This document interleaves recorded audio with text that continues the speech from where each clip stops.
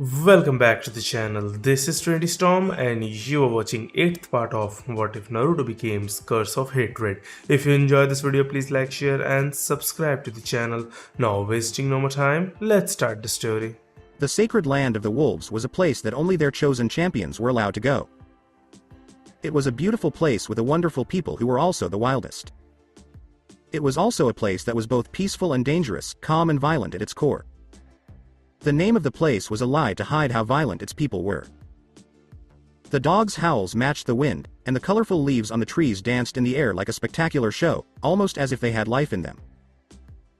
Shiranui, king of the realm, leader of the wolves, and one of the oldest and strongest beings in the world, was lying in his palace, thinking about something that had been bothering him for hundreds of years, his own death. The wolf lay there, still, only moving when something interested him. Sometimes he dreamed of his death, dying over and over again like a cursed animal. He had spoken out loud about wanting to kill himself one day to get rid of the weight that was on him. But the man who had put the eternal seal on him would not let him do that. He could not kill himself any more than a fish can drown in water. He is so big and strong that jumping off cliffs wouldn't work for him, and you can't suffocate yourself either. It would be hard for normal people, like Shinobi, to kill him anyway.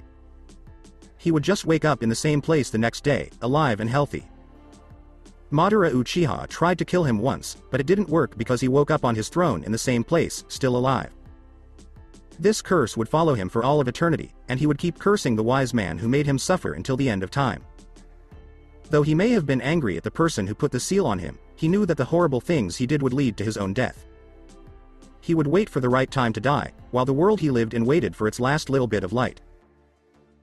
After hearing a sound coming from the door to his palace, the great wolf opened one eye and saw a small silhouette of his loyal servant, Shionen. She was a thin woman wearing a pink kimono with long pink bell sleeves lined with dark red, a large darker pink obi with two bells on her waist connected by strings, simple sandals on her feet, and a mask honoring her master Shiranui that was shaped like his L. Shionen, the servant of the mighty wolf, stood in front of her ancient master and said, "Shiranui Sama, there's been a change to the roster that I thought you should have been made aware of. I know, I can sense my senjutsu chakra even from here, so this little scheme of his worked after all. I'm surprised she even survived the night and my chakra. She must be strong to even not die outright from the surge of power. Perhaps it was those eyes of his, or that life force. Whichever the case, I'm pleased that my blood didn't go to waste. Shoyonen, when she wakes go retrieve her and bring her before me. She must mature before she assists that maid of hers," said Shiranui, to which his servant bowed and to get their new summoner. Shiranui did nothing but sit on his throne and think about all the times his summoners had accepted his blood and all the times they had refused. The time Madara was subjected to the blood curse was a very interesting and memorable event. Going back. The moon was high in the sky, looking down at the world it had been watching for hundreds of years. Its pale light banished darkness and shed light on shades. People rarely went outside to enjoy the beauty of the moon and its light, which enveloped the world in a calm embrace that made all living things feel euphoric. The moon was a true natural wonder that could only be enjoyed by people who knew how it worked and where it came from. People didn't see anything else about it besides an orb in the sky. But now was not the time to look at the moon and enjoy it. There were many torches burning in the forests of the Land of Fire, and people were marching. Banners with a red and white fan were flying through the trees, and the sound of war drums could be heard cutting through stone, wood, and flesh. It was a gathering, a call, but not a call to arms. There was no war, there was no historic battle, not even a small skirmish. Instead, it was something less and more, a promise, a clan, a family. They were all gathered around, holding their breath and shaking their torches as they watched their leader walk up to the stone fountain of red liquid. They were all sweating because they were so scared and nervous, and their eyes were sharp as they tried to figure out what was going to happen. They had all come here on the orders of their leader, a powerful shinobi who had almost no rivals in the clan. A man with a strong will and a never-ending desire to fight. Only a few people in the clan were born like him. Those who were revered members of this battle-hardened clan came before him. The chieftain was a war machine. He was born and raised to fight, and you could always find him on the front lines, leading raids deeper and deeper into other clans' lands and killing them over and over again in a wave of cruelty. When he spoke, he did so with the bravery and determination of a true leader. He spoke in a language that could only be understood by swinging swords. They were a nomadic clan of dead-eyed shinobi and bellowing juggernauts who gather at the front of battle to burn their enemies' lands and homes to ashes and then stamp those ashes into ash. The strength and spirit of the Uchiha clan were in that person, Madara Uchiha. The younger brother of the chieftain, Izuna Uchiha, was the only one in the group who was calm and straight-faced, showing no signs of nervousness. The chieftain had made a deal with the wolves of the Izumi Yumi Kumo Mori, Spring Dream Cloud Forest, to get power that no one thought was possible.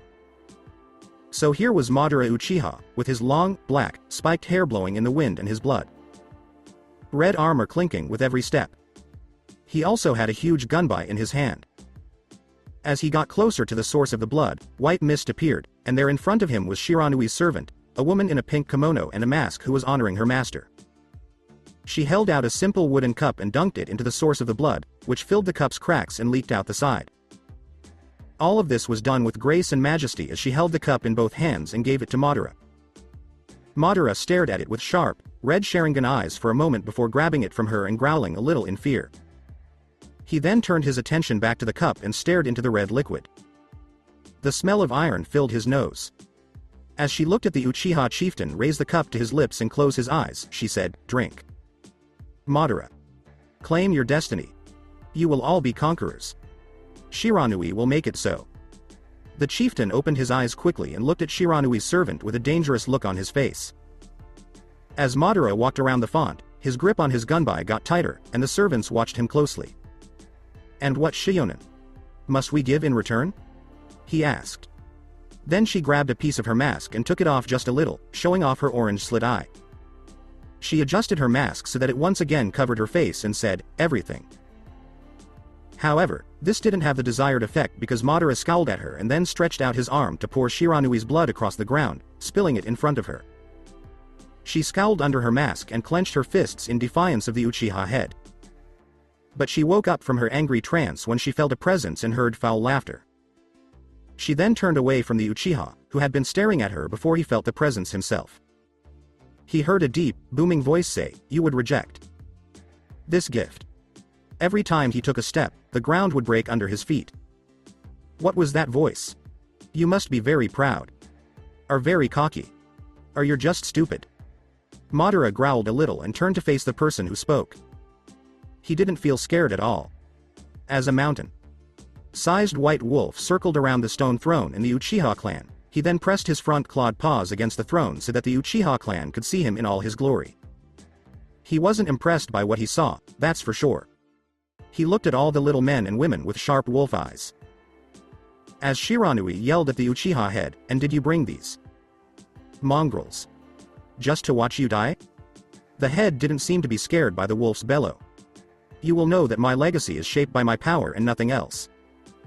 I will show you that only beasts are above lying." But Madara stood still and grinned, then fireballs shot out from behind him and hit him hard. Shionen only had to look up to see the fiery balls of fire land right in front of her, knocking her off her feet and landing close to Shiranui, who yelled at the group of shinobi. At the same time, Izuna Uchiha waved his torch at his clansmen to warn them of the attack, then turned around and yelled. Now. He wasn't scared of the danger in front of them like his brother was. Two members of the clan jumped out from behind Izuna and threw two harpoons that were about the size of a person. They were connected by a chain that was engraved with seals that were used to bind powerful beings of any size. The two clansmen then threw the harpoons that tied Shiranui to one of the stone pillars. He howled in anger as the seals worked against the powerful beast, weakening it and making it hard for it to move. With his gunbai ready to hit the great wold, Madara took slow, careful steps. But Shiranui suddenly gained a lot of strength and was able to break free from his chains. He then charged up a ball of white wind in his mouth and threw it at the Uchiha clan in a rage. At the same time, two more Uchiha came from behind Izuna with two more chain-bound harpoons ready to attack. But Shiranui wouldn't be stopped. He fired another ball of swirling wind at the group of Uchiha, which blasted them back and forth. Izuna was able to duck out of the way of the attack, but the two Uchiha clansmen dropped their sealing harpoons in the process. When Madara saw an opening, he prepared himself and rushed across the field of rocks, dodging Shiranui's attacks and his clan's fire techniques. When he got to the harpoons, he threw his gunbai to the ground and picked up both of them, using only one hand because the other was busy shaping seals together for a technique. The harpoons were heavier than a normal human would have used because they were sealed. Then, with a roar and all the strength he had, he threw the harpoons at Shiranui. He made another hand seal that made the chain longer, and the harpoons wound around Shiranui's front paws, tying them up and limiting some of the wolf's power. Madara was about to finish his jutsu when Shiranui saw him with the hand seals. Even though the harpoons were weakening him, he made another ball of wind in his mouth and was ready to fire it at Madara, but the Uchiha wouldn't let him because he had just finished the last seal for his jutsu. Kaden. Hagenseki Okiken, Fire Release, Ash Rock Ember Flame. Madara yelled as he threw out a big ash rock that got bigger and bigger and was flamed with roaring red fire. The black ball of ashen rock in flames tore up the ground it rolled on before flying up and landing on Shiranui. The wolf lost focus on preparing his attack as the rocks and flames hit him, knocking him out. The wolf had lost sight of his prey, though, and didn't know that Madara was flying through the air with his gunbai ready to strike. He did, and drove the weapon into Shiranui's forehead, making him roar in pain while the harpoons held him down and the flames burned him alive. Shiranui's body started to get cracks of light that looked like they were about to explode. Izuna Uchiha had just gotten off the ground and put his hands over his face to keep the flying rock and ash out of his red eyes. He looked at his brother before realizing what was going to happen and ran very fast to get to him. As Shiranui hit the ground, his body caught fire and encroached on Madara. Madara could only stand as hot flames flew by him and hit him as he stared into the inferno. Just as a shockwave of even stronger flames was about to hit him and end his life, his younger brother tackled him out of the way to make sure the chieftain didn't leave the world too quickly as the flames flew by. Shiranui's dead body was seen when the smoke and ash cleared. Madara's Ganabi was stuck in his head, and red blood was dripping onto the ground and staining the rock. Madara's fire was still eating at the wolf's body. Shionen, Shiranui's servant, was lying on her hands and knees on the ground not far from the wolf's body. She was breathing hard from what she had just seen and felt, and her body was covered in ash and her hair was burned in some places. Then she felt a shadow over her, and someone pulled her up and put their hand on her shoulder. She looked the Uchiha in the eye through the holes in her mask. When she spoke, Izuna Uchiha just gave her a bored look and said, "This was not your fate." As he walked up to Shiranui's dead body and pulled his brother's gunbai from the wolf's head, which was covered in his cursed blood, Izuna told her, "Things happen." As Izune looked at the gunbai for a while, he then turned to his brother and threw the weapon to his chieftain, who wasn't hurt. Madara grabbed his weapon and scowled at the blood that was running down it. As Madara turned to his clan and raised his gunbai above his head in a triumphant way, he whispered, "No one can deny my fate." The rest of the Uchiha clan roared in praise as Madara and his brother yelled, "We will never be slaves. We will be conquerors. Our bond is iron. Our will unbreakable. Who will dare stare against us?" They had to pay the price of being cursed as violent berserkers. But would it be worth it? Under the control of the big wolf. End of flashback. Shiranui couldn't be killed with those kinds of weapons because, like a biju, his chakra would spread out and then come back together later. But he still had to figure out Naruto's plan and see if he would follow the same path that Madara had. In a small forest somewhere else.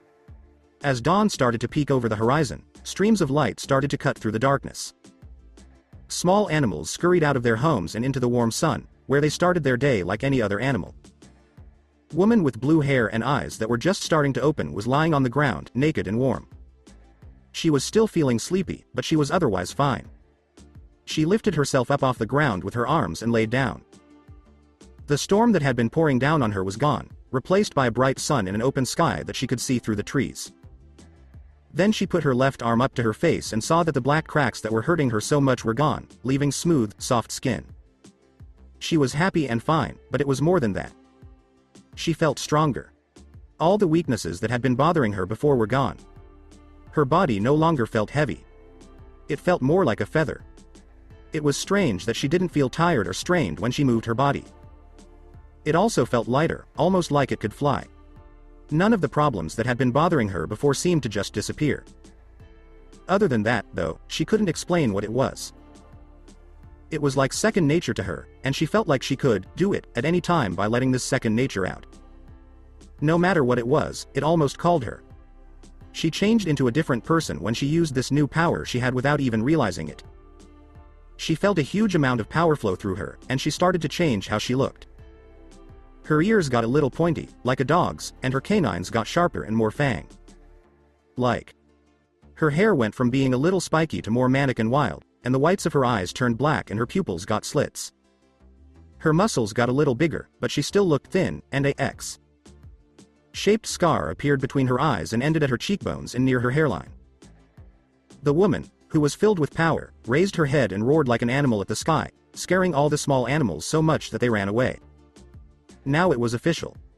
Yabanana Basaka Henkin, bestial berserker transformation, had woken up because of Conan.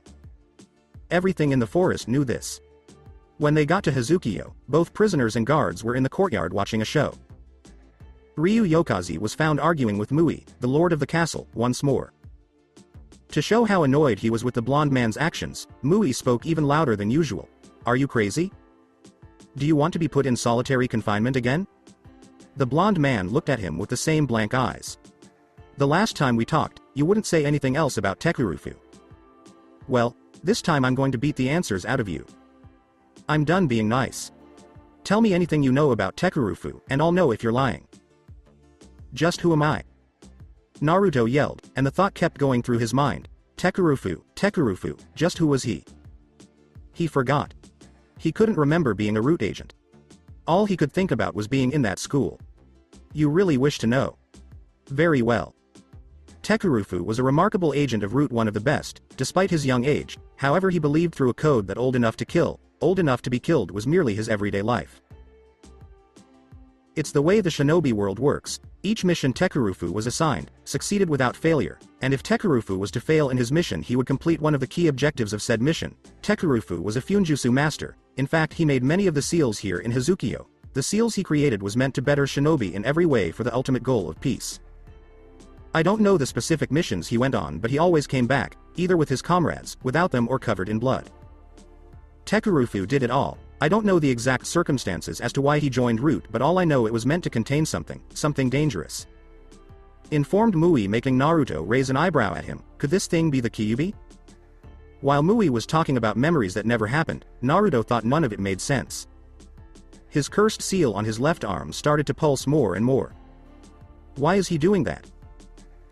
Asked Ryuzetsu, who was watching the whole thing happen in front of her.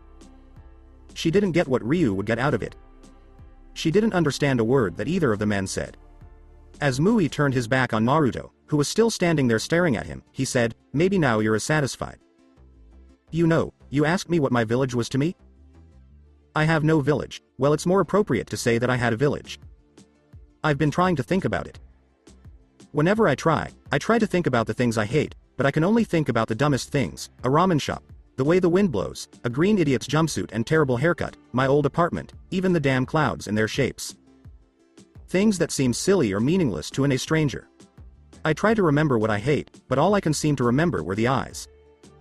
I know they did more terrible things than that. I can remember it, but I can't remember it," said Naruto, but what he said struck me. A significant thing within Mui, as his eyes seemed to have just experienced death. It was Mui who said, "Take him to solitary." The guards came and grabbed Naruto by the arms. "The third offense is 1 week. If you keep this up, we're gonna run out of regulations and then we'll be improvising soon. It's about time we gave you your own personal cell with a nameplate on the door." At night, a guard was going to Ryuzetsu's cell. Both of them were grass fruit members. The guard took down the bars around Ryuzetsu's cell and said, "Please hurry. Here is the key." This let her go and finish her mission. Then he gave her the key, which she held in her fist. "I can't wait any longer. At least killing Mui will keep the box from opening for now," Ryuzetsu thought as she looked down at her tied off hand. In Mui's room, where the only light coming from a candle made it possible to see, was Mui sleeping in his bed, looking like he was dead, or did it look like that? He was asleep for so long that he didn't notice Ryuzetsu's shadow moving through the dark. She crept up to the edge of Mui's bed and stood over him without making a sound. Then she took out a kunai knife from her clothes and was ready to kill him. But all of a sudden, Mui's eyes snapped open, and he cracked a mean grin.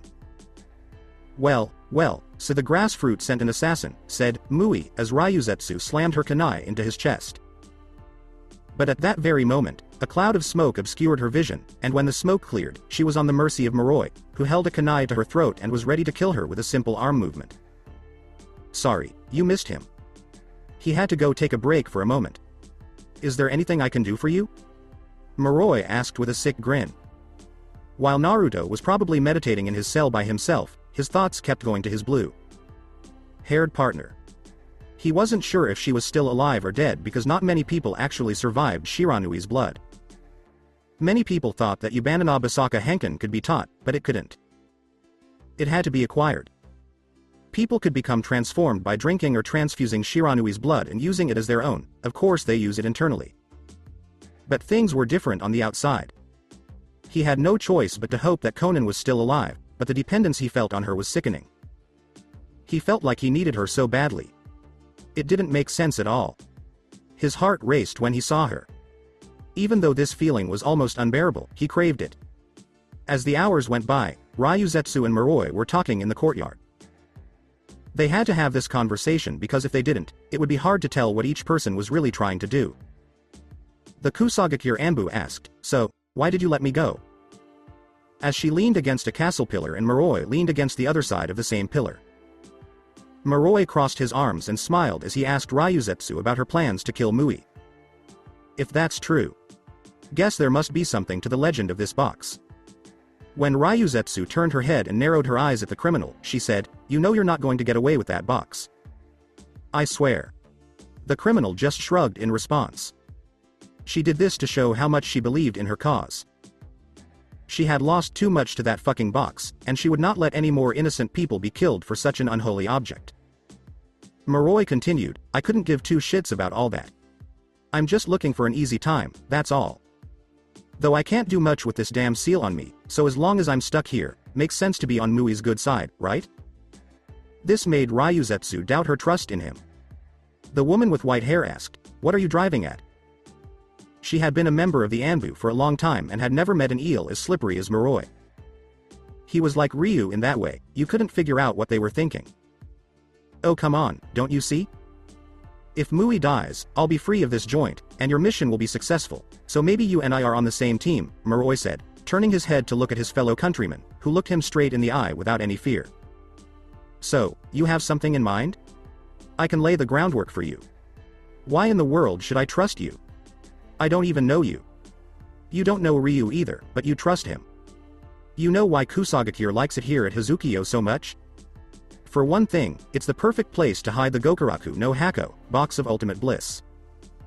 For another, they can keep collecting prisoners' chakra while they try to figure out how to open it. Anyone who gets sent here is pretty much doomed to die. I personally am not looking forward to the night they come and drain my chakra."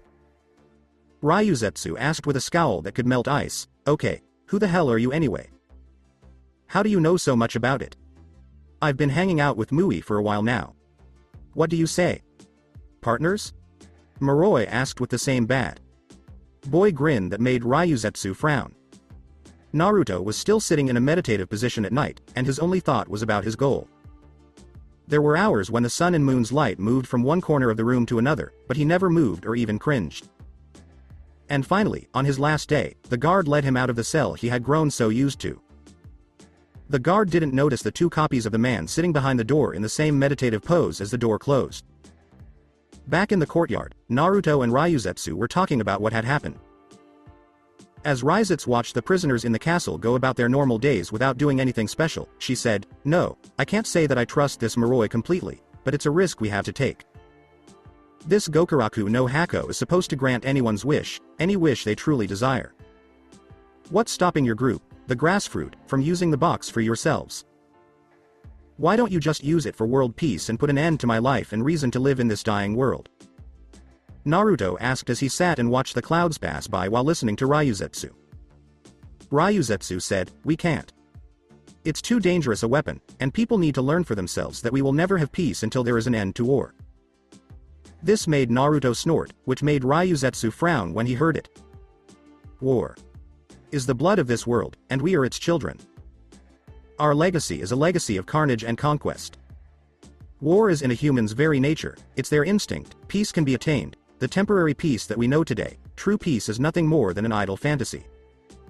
Naruto explained his thoughts on peace and war about the subject.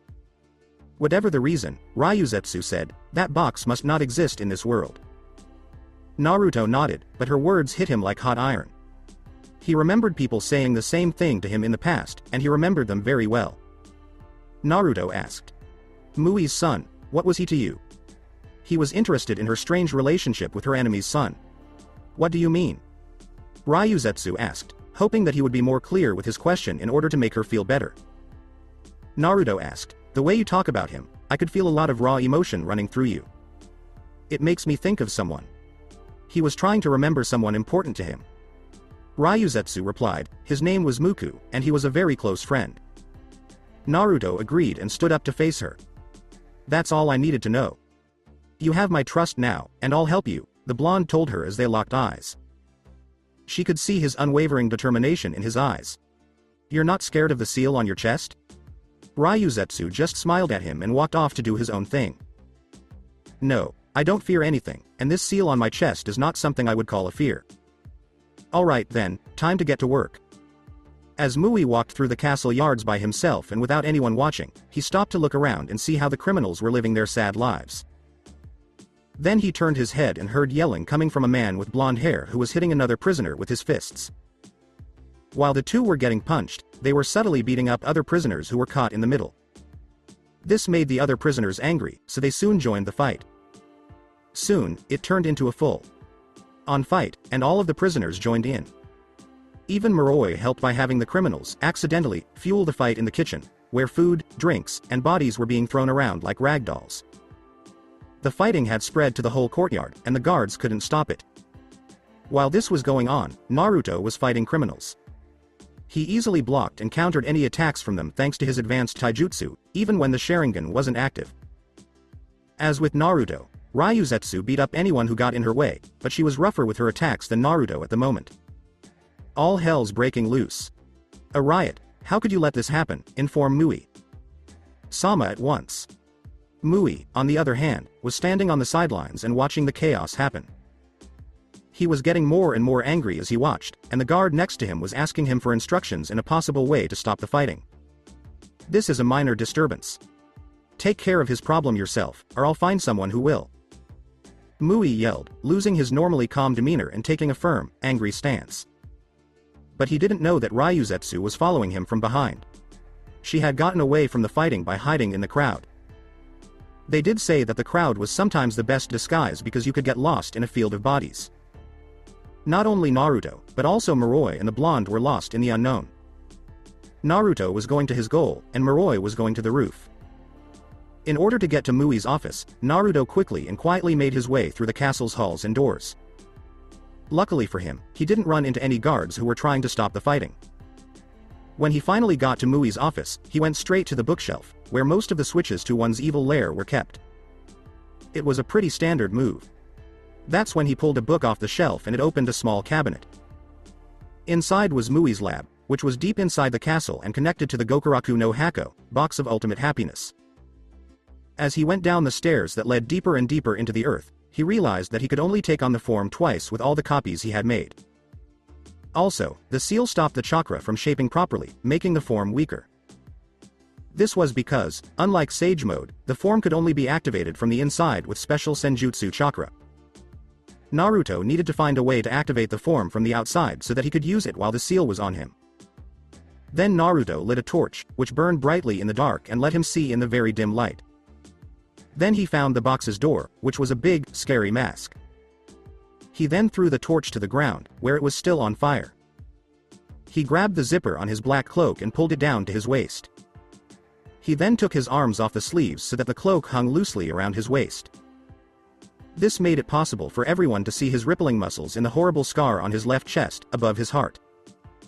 While keeping an eye on the riot and all the fighting, Mui saw Ryuzetsu's shadow running up behind him with a kunai ready. She hit him over the head with her whip, but it didn't work because he quickly avoided all of her blows. During another attack, he blocked it with a chained sickle, which made a ringing sound that was drowned out by the riot's yelling. Then, both sides jumped back to get some space between themselves. That's when Ryuzetsu dove to avoid the chained sickle, which would have killed her. Then, Mui gave Ryuzetsu a mean smile. He knew that the person she had been fighting wasn't the man she had been led to believe. When the man turned around, Ryuzetsu raised her kunai and said, "Don't do that again. Tell me where the real one is, or I'll kill you too." He ran off. Naruto held out his arm in front of him and bit into it, drawing blood that ran down to his hand. He then used the jutsu specific seal to free his shadow clones. But all of a sudden, he felt the presence of 5 intruders. They swarmed around him and slammed their palms on the ground, setting off a seal that quickly stopped him from moving and made him stand still. As Naruto was being tied down, one of the masked people who knew about his unknown history with Root said, "One of your very own seals, Tekurufu. Very useful when it comes to subjugation.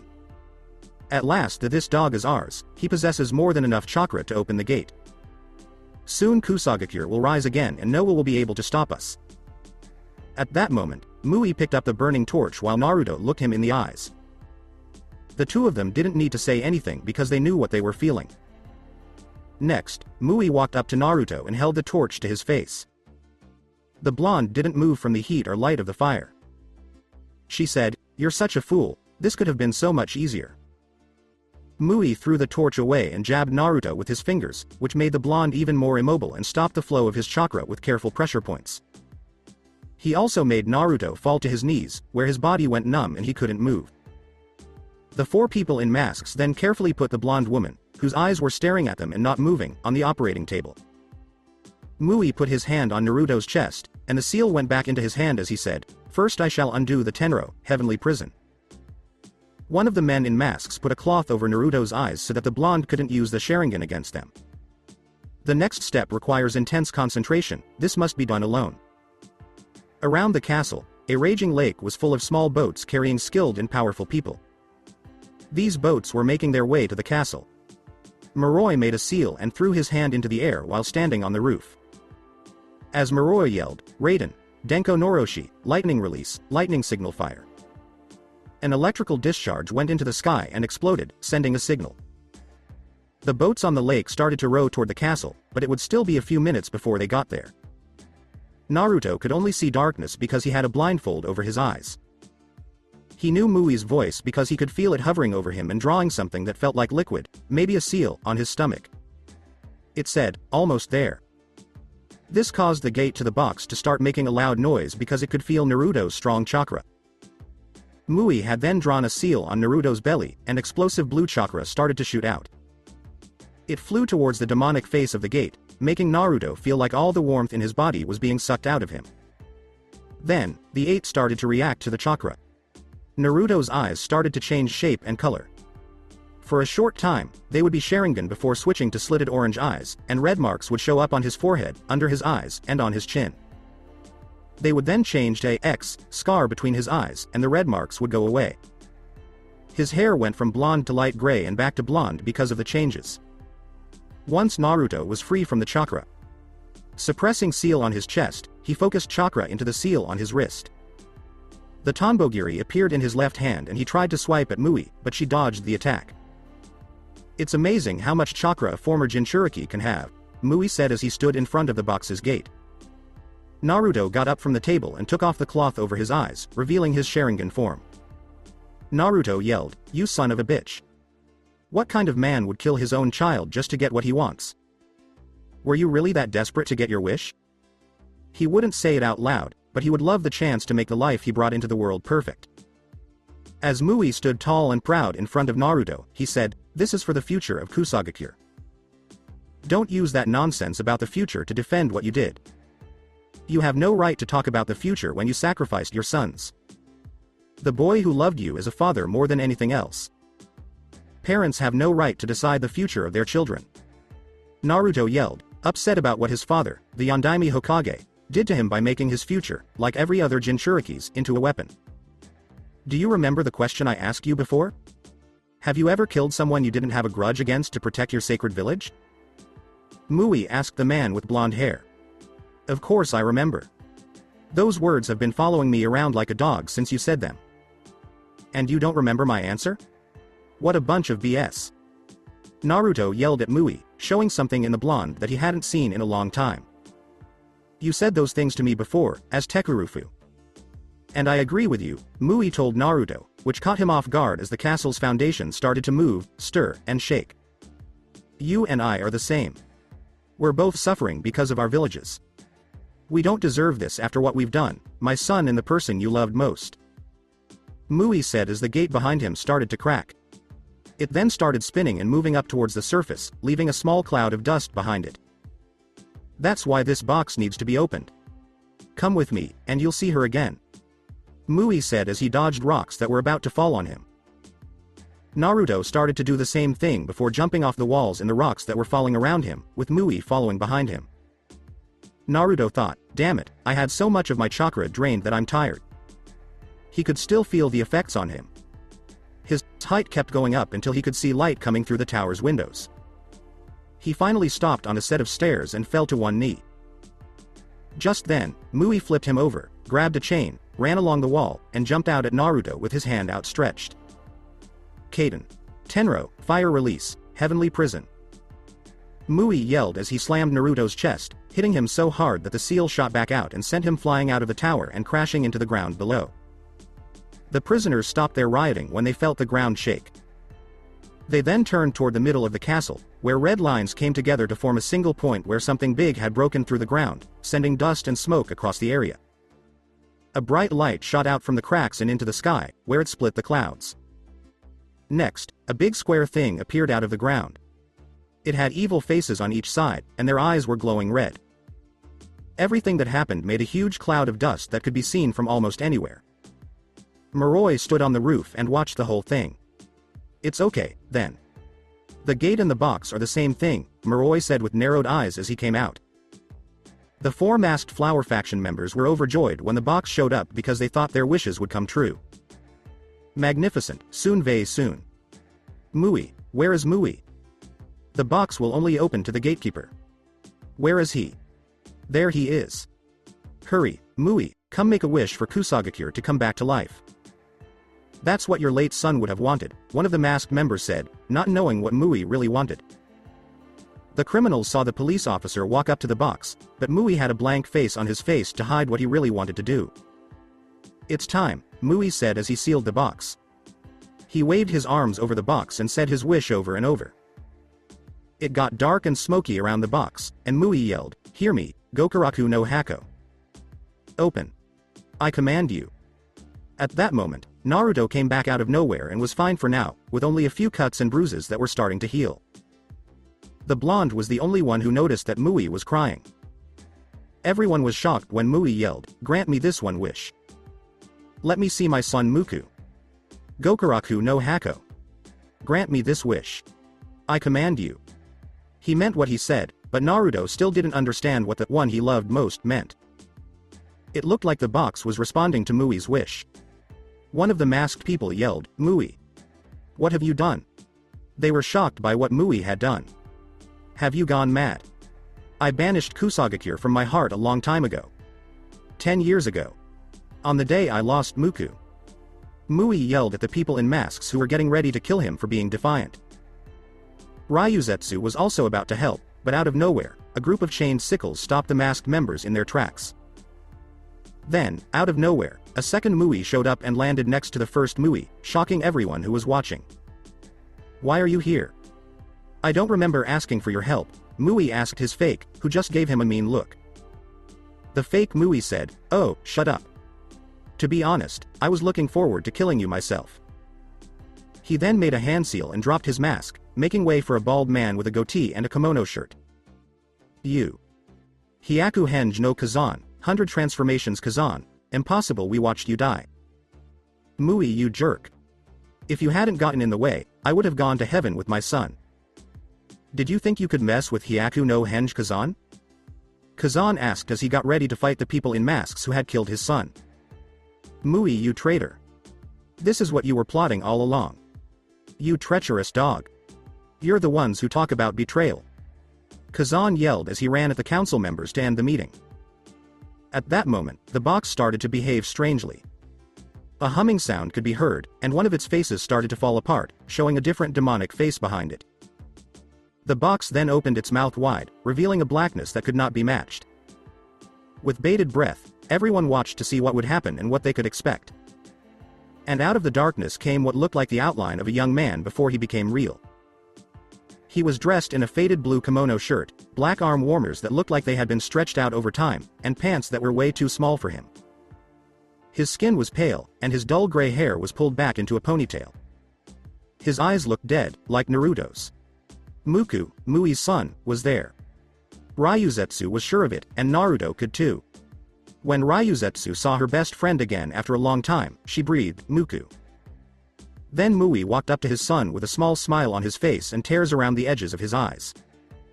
Muku spoke for the first time in more than 10 years, "Hello, father." As Muku walked up to him, maybe to hug his dad, Mui said with a smile, "My son.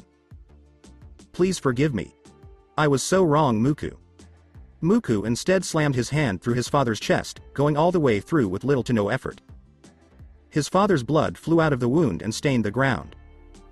Everyone except Naruto gasped when they saw the violence. But Naruto knew that he wanted to do the same thing to his own father, Minato Namikaze, so he could understand why Muku was so angry at his father for putting him in jail. Naruto lost his smile and fell to the ground as Muku pulled out his arm. Muku had the same emotionless look on his face that Naruto always had. "Mui!" Kazan yelled when he saw the man who had saved his life being brutally killed by a family member. As Kazan rushed at Muku with his two sickles, he was just bothering Muku like a fly buzzing around an elephant. Muku cut him in half across the middle with his hand, sending blood and guts flying everywhere and killing Kazan instantly. The people in masks were scared of Muku's power and strength, and they were afraid of his anger.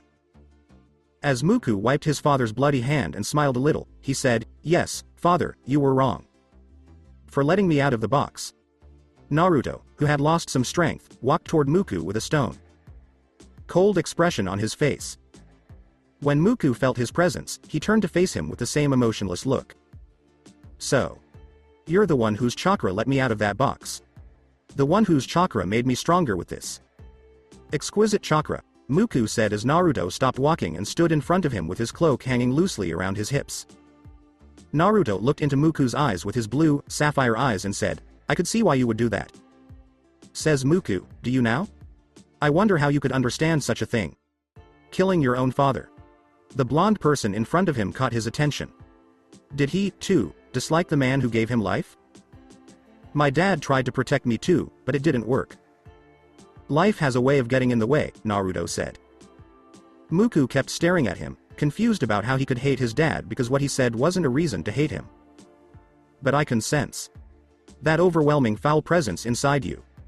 Ready to burst free." Seeing that, Muku smiled a little. This man must have some of the same abilities as him to be able to sense that. "What does this sound like? You want to kill me so that this presence doesn't get free and kill you? Is this fear, or just a desire to die?" Muku asked.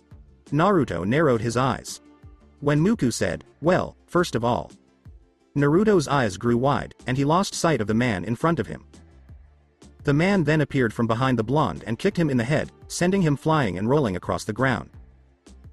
Naruto got back on his feet and continued sliding across the ground, but then he saw Muku in front of him and the boy punched him in the stomach, making Naruto cough up spit. But Muku wasn't done. "I should pay attention to what this presence is whispering to me," Naruto said as he coughed up more spit because he was having trouble breathing. He could feel that Muku had gotten stronger because the box had absorbed Naruto's chakra, which was now fueling Muku's own power. Then he realized that he couldn't beat this opponent the way he was right now. "Muku!" yelled Ryuzetsu as the prisoner in the box stood on top of Naruto. When Naruto heard the voice of his old friend, he looked over his shoulder to see who it was. "What happened to you? What happened inside the box? Something's changed, you're not the same. Being fed to the box by my father changed me, but it also made me something else. I'm still not sure if I should blame or praise him for that, but you can't deny the benefits of it," Muku said as he clenched his hand and felt raw power and chakra flow through him. He stood over a blonde man and looked at his chakra. When Naruto saw an opening to attack, he got up from where he was lying and aimed a punch at Muku in the face. However, Muku easily and quickly dodged the punch, grabbed Naruto's face, and slammed him back down. "That was rude. Can't you see we're talking?" Muku asked as he looked down at Naruto again. Then he kicked him in the chest, which made the blonde cough. If the seal on Naruto's chest wasn't blocking him, he might have been able to do something or at least get to his Sharingan. "You are not the Muku I used to know," Ryuzetsu said as she pulled on her bandana, letting go of it and letting her soft white hair fall freely. "There's a part of yourself you haven't lost yet. It's not too late to return to what you were before the box claimed you." Muku looked at Ryuzetsu and said, "There is something different about you." He then took a few steps away from Naruto's downed body. "You're now an annoyance." Those words made Ryuzetsu feel like something inside her had broken. This really wasn't the Muku she remembered. This had taken his place. One thing. Right in front of her. Naruto stood up and looked at Muku. Muku turned his head to look at him out of the corner of his eye. "Why don't you shut up already?" he asked. "Here's some advice from my father. Don't be afraid of pain. Embrace it and use it. Then no one can stand in your way. And I carry that pain with me everywhere I go." Naruto bit his left arm to draw blood, and then he made the seal for the Kage Bunshin no Jutsu, where he turned off one of his clones and they vanished in a cloud of smoke. Then he slapped his hands together, which made the wind pick up around him, and a bright light could be seen shining through the cracks in his fingers. Naruto then spread his hands wide, revealing a clear ball of light. "Kachiyose. Niece Tsuki, summoning, false moon," Naruto said as the ball eventually broke apart, leaving nothing but an empty space behind. Muku raised an eyebrow, not sure what had just happened. The strong wind stopped, and Muku couldn't see any changes in the blonde man's power, but he did notice that he looked different.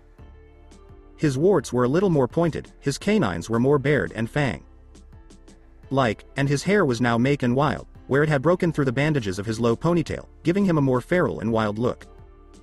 His eyes were now black, his pupils were slits, and his irises were amber orange. His muscles looked stronger, he was a little bigger, and there was a scar like X growing between his eyes. "Is that?" Muku asked, but before he could say anything else, Naruto rushed at him and punched him in the face, sending him flying. He was shocked. He could see the attack coming but couldn't do anything about it. It was like the blonde had just gotten a lot faster. Before he could get back on his feet, Naruto jumped out from behind and kneed him in the spine. Muku coughed and spat in anger at the attack, but before he could throw himself again, he was hit in the face with an elbow and fell to the ground. The attack from Naruto was about to continue when Muku rolled away and quickly kicked Naruto in the jaw, sending him stumbling across the ground. Not wanting to be topped by the blonde, Muku chased after him and punched Naruto in the gut, knocking him out. Muku then grabbed the sides of Naruto's head and kneed him hard in the face, knocking him out even more. Muku then jumped out from behind the blonde and elbowed her in the back of the head, knocking her out even more. He then kneed him in the gut, knocking him out even more, but he was still standing. Soon after Naruto came to, he could feel a warm trickle running down his chin. He put his right hand there, rubbed it off, and looked at it intently. There was blood. That's what it was. "Guess I have the honor of first blood," Muku said with a smile as he wiped the blood off his chin. Naruto and Muku charged at each other again, and their fists collided, sending shockwaves through the air. They then backed away from each other and smashed their fists together again and again, sending shockwaves through the air. Over and over.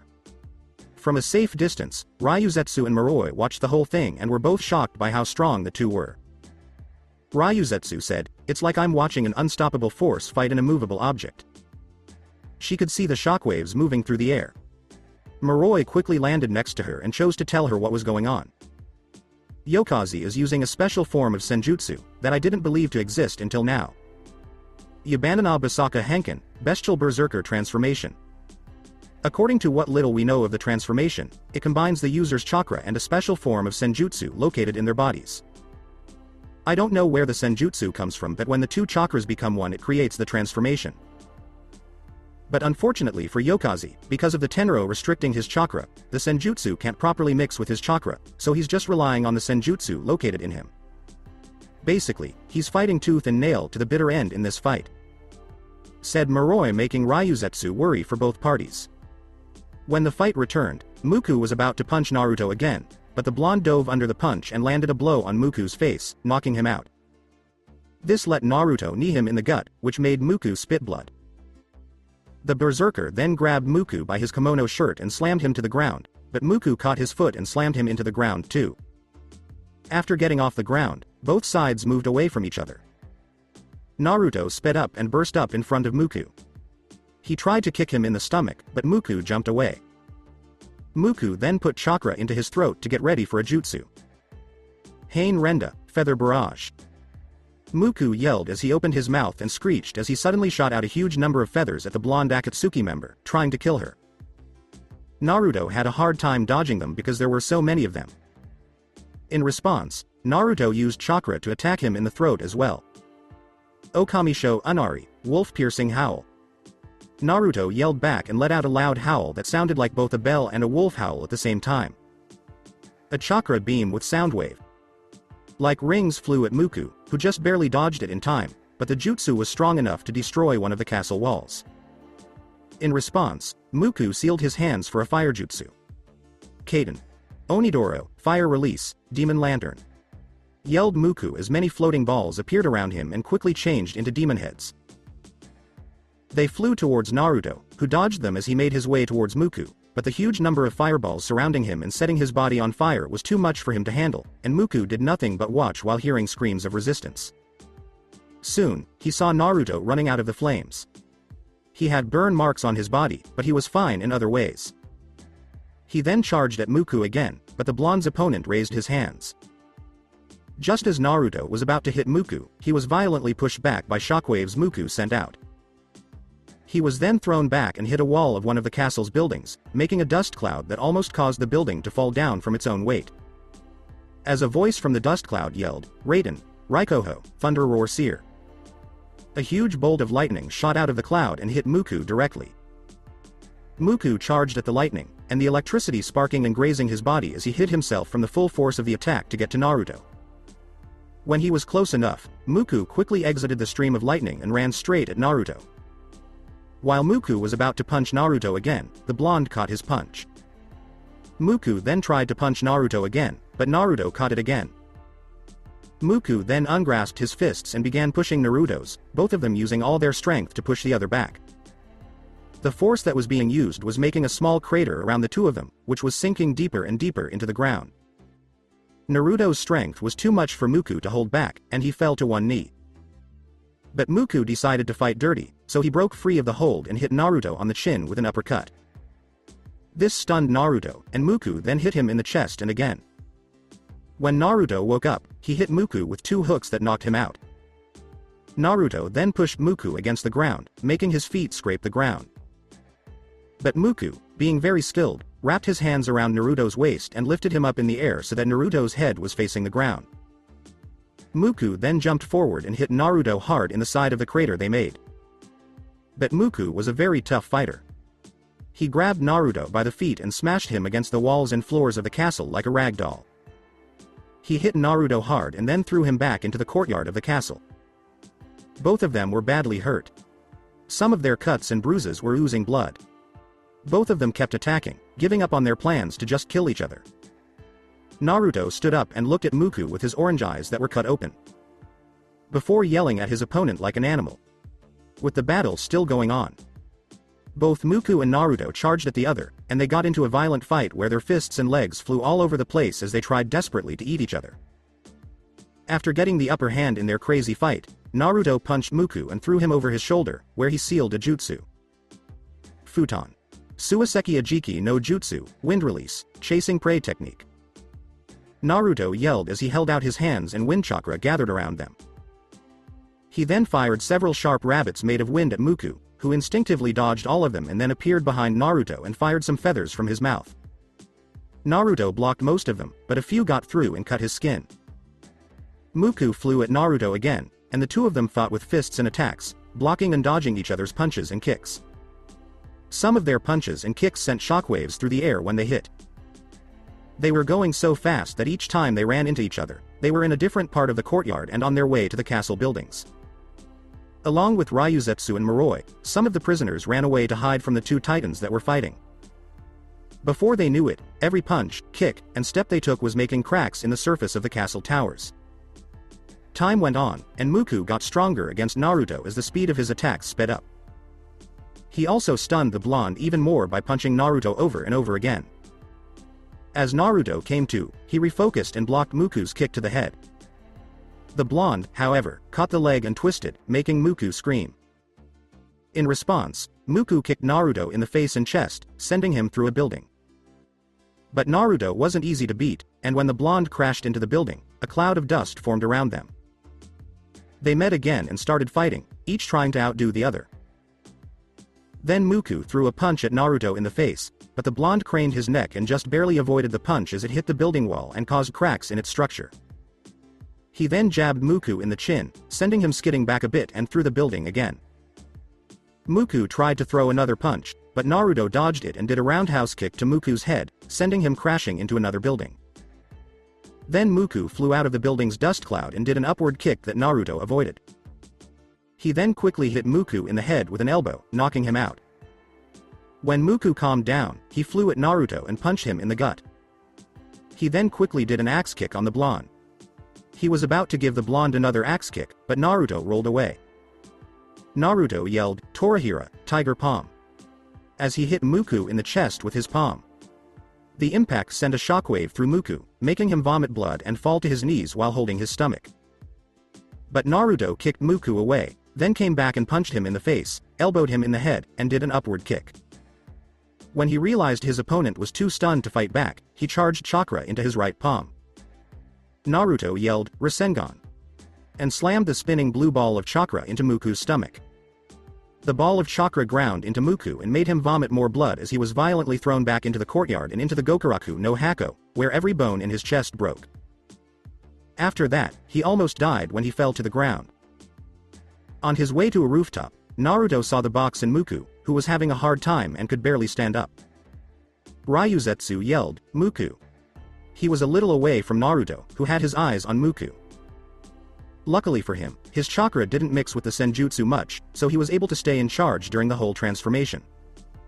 "I won't go back to that dark place. I won't. I want to see the light," yelled Muku as something took over him. He held his head in his hands and screamed before his whole body turned into feathers, his hands into talons, and his height increased, shocking everyone who saw, even Naruto, who is usually calm. Muku's spine twisted and contorted, and a huge mouth appeared on the beast's chest, missing its HEA. The beast let out a roar when it was done changing into two huge wings, which then settled down and stood still in front of the box. "Is that some kind of retarded bird?" Naruto asked the creature with a thoughtful look. He had never seen anything like it before, and he thought it was strange that such an odd thing could exist. Moroi asked from his safe spot on a rooftop, "Who is he?" The changed Muku then raised its talon and swooped at the 4 council members who were wearing masks. They were sucked into a vortex, which broke their masks as it sucked them into the box. Naruto and Ryuzetsu then joined Moroi on the same rooftop. He gasped in anger because he thought he was going to be attacked, but Naruto told him not to worry and that he would be fine. It then started swooping its claws again, picking up prisoners one by one and shoving them into the box with the ones that came before them.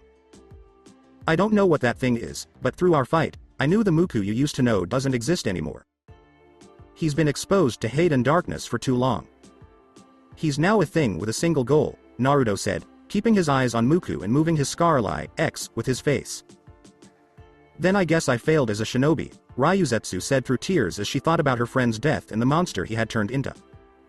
"Don't cry. It's a simple fact that you cry when you're happy, but when you cry because you failed, you're just insulting yourself," Naruto said as he sealed the cage Bunshin no Jutsu. As he made a copy of himself that was ready to fight the monster bird thing. "So you're really going to go after him again? He seems stronger now that I think about it, and you just barely beat him before." "Yabanana Basaka Henken might not work this time unless you get that seal off," Moroi said with a smirk at the blonde's confidence. As Naruto tensed his right fist, a green aura that looked like a green tiger with darker green stripes appeared. "Shut up. Unless you have something to add, don't lecture me," he said. Ryuzetsu asked her friend as she got ready to face the beast in the box, "What are you going to do?" "To save your friend," Naruto said, "it might not be too late if I can destroy the box." He then jumped off the roof. And when he hit the ground, he jumped and threw himself forward, sending a shockwave through the air. "Banjin Torihira, Savage Tiger Palm." Naruto yelled as he thrust a palm strike wrapped in the green tiger's aura. When it hit the box, it sent out a pulsing shockwave and spiraling streams of energy around Naruto. However, the technique was cancelled because it pushed Naruto back, where he was able to get his balance again. Naruto looked at his work and said, "Not even a scratch." After landing on the box, the thing began talking in Muku's voice. It could have been Muku or the creature, but it didn't matter right now because he was just in the way. "No matter how hard you try, it won't break. I tried breaking it from the inside countless times, but it's impossible to break," Muku said with what looked like a grin on his big mouth. "Listen carefully. I really do understand why you killed your father," Naruto replied. Muku's smile disappeared. Muku replied, "Petty ambitions and selfish desires are what cause other people to suffer, just like my father's selfish desire to bring me back has caused the suffering of the ones I've trapped in the box." He then wrote down his own thoughts on the subject. People make mistakes, and yes, they suffer for those mistakes. But when we make those unforgivable mistakes, we take responsibility and try to fix the damage we cause. Some sins can be forgiven, Naruto told Muku, which made him stop and think. When Naruto saw Muku lower his guard, he jumped at him and tried to punch him, but Muku blocked the punch, and Naruto vanished in a cloud of smoke, showing himself to be a ghost. The real Naruto showed up behind Muku and tried to hit the giant bird thing with an axe kick, but it dodged it again. Naruto's kick then hit the box, sending a small shockwave through the room. "Save your strength and your words, because you won't be able to keep up that form for much longer. None of your attacks can even hurt me. In fact, you can't even touch me," Muku said, making Naruto clench his teeth. Moroi was right. Muku was now much faster, and the only reason Naruto could avoid his attacks was because his physical attributes had improved. Before, they were about the same. Maybe it's time to call for help, Naruto thought as he bit his arm and drew blood. He then slammed his palm against the box, which caused a cloud of smoke to rise. Kachiyose no Jutsu. Okamidio Shiranui, summoning, Wolf Emperor Shiranui. The very old white wolf yelled, "Okay, what do you want, little pup?" I was busy. He was so big that he could stand on the box with just one paw. "And why am I sitting on this?" Shiranui yelled as he jumped off the box. "What's going on, kid? Why is the Gokuraku no Hako here?" Naruto asked Shiranui, "Wait, do you know about this?" Shiranui replied, "Yes. Besides chakra itself, it was the best weapon during the Sage of Six Paths era. Of course I know about it. I saw the damage it caused all those years ago. I was there," Shiranui said as he landed on the ground and quickly dove out of the way of Muku's sharp feathers. Since the event with Madara and the Uchiha clan, he hadn't had to stretch his legs in a while. Well. Satori's skulking presence is here also." Naruto asked, "Satori? That's what that thing is called." Shiranui kept running to avoid the big beast's feathers. "The Gokuraku no Hako brings forth Satori, actuates Satori, and ends with Satori. He captures his enemies and throws and imprisons them in the box. He is the puppet of the box, does its bidding, and he can read the hearts and minds of men and beasts. All known things in this world fear Satori. Even now, I'm still unaware if it's a jutsu, but once inside, the Gokuraku no Hako turns friends into foes, prey into predators, soldiers into warlords, and man into beast. The box corrupts anything that enters it, becoming a twisted version of their former selves, even the most noble. Hearted cannot stand against the box," uttered Shiranui as he evaded coming from Muku, Satori. "You ready, pup?" Naruto yelled, "Let's go." As the great wolf and his summoner ran toward Muku, Satori. Shiranui was building a big wind ball in its mouth to throw at the creature. Shiranui threw the ball, but Muku, Satori dodged it. Shiranui then tried to bite the creature, but it let the two of them graze by while it kept running and jumped on buildings to get away from the castle. "Wait, stop, the enemy is back there. Are you fleeing?" He ran across the fields outside of Hazukiyo and said, "Of course I am, that was the whole point. I fought this thing once, don't want to do it again, you're on your own, pup. Only the gods will stop me from anything. The box is controlling Satori, it's on a rampage and will continue to feed others to the box. Once he has imprisoned all inside the box, the situation will have become so dire the damage will remain irreversible. And I will be sleeping at my palace in my home when it's happening. The box has been opened before and whole countries have been unmade from those decisions. You were angry about not being able to stretch your legs, and now you want to sit on your behind for all time." Naruto yelled as he stomped his foot on the great wolf's head. "Where is that great and mighty Shiranui, whose legacy is shaped by his power? Shira asked. I may have infinite patience, but you do not. You're useless, bitch. Shiranui soon stopped running as his eyes got dark. Shiranui, who had a dark aura around him, asked, What did you call me? He yelled at Shiranui, You heard me, you're a useless bitch. Bitch, bitch, bitch, bitch, bitch. And stomped his foot on her again. But he was just trying to get Shiranui to fight.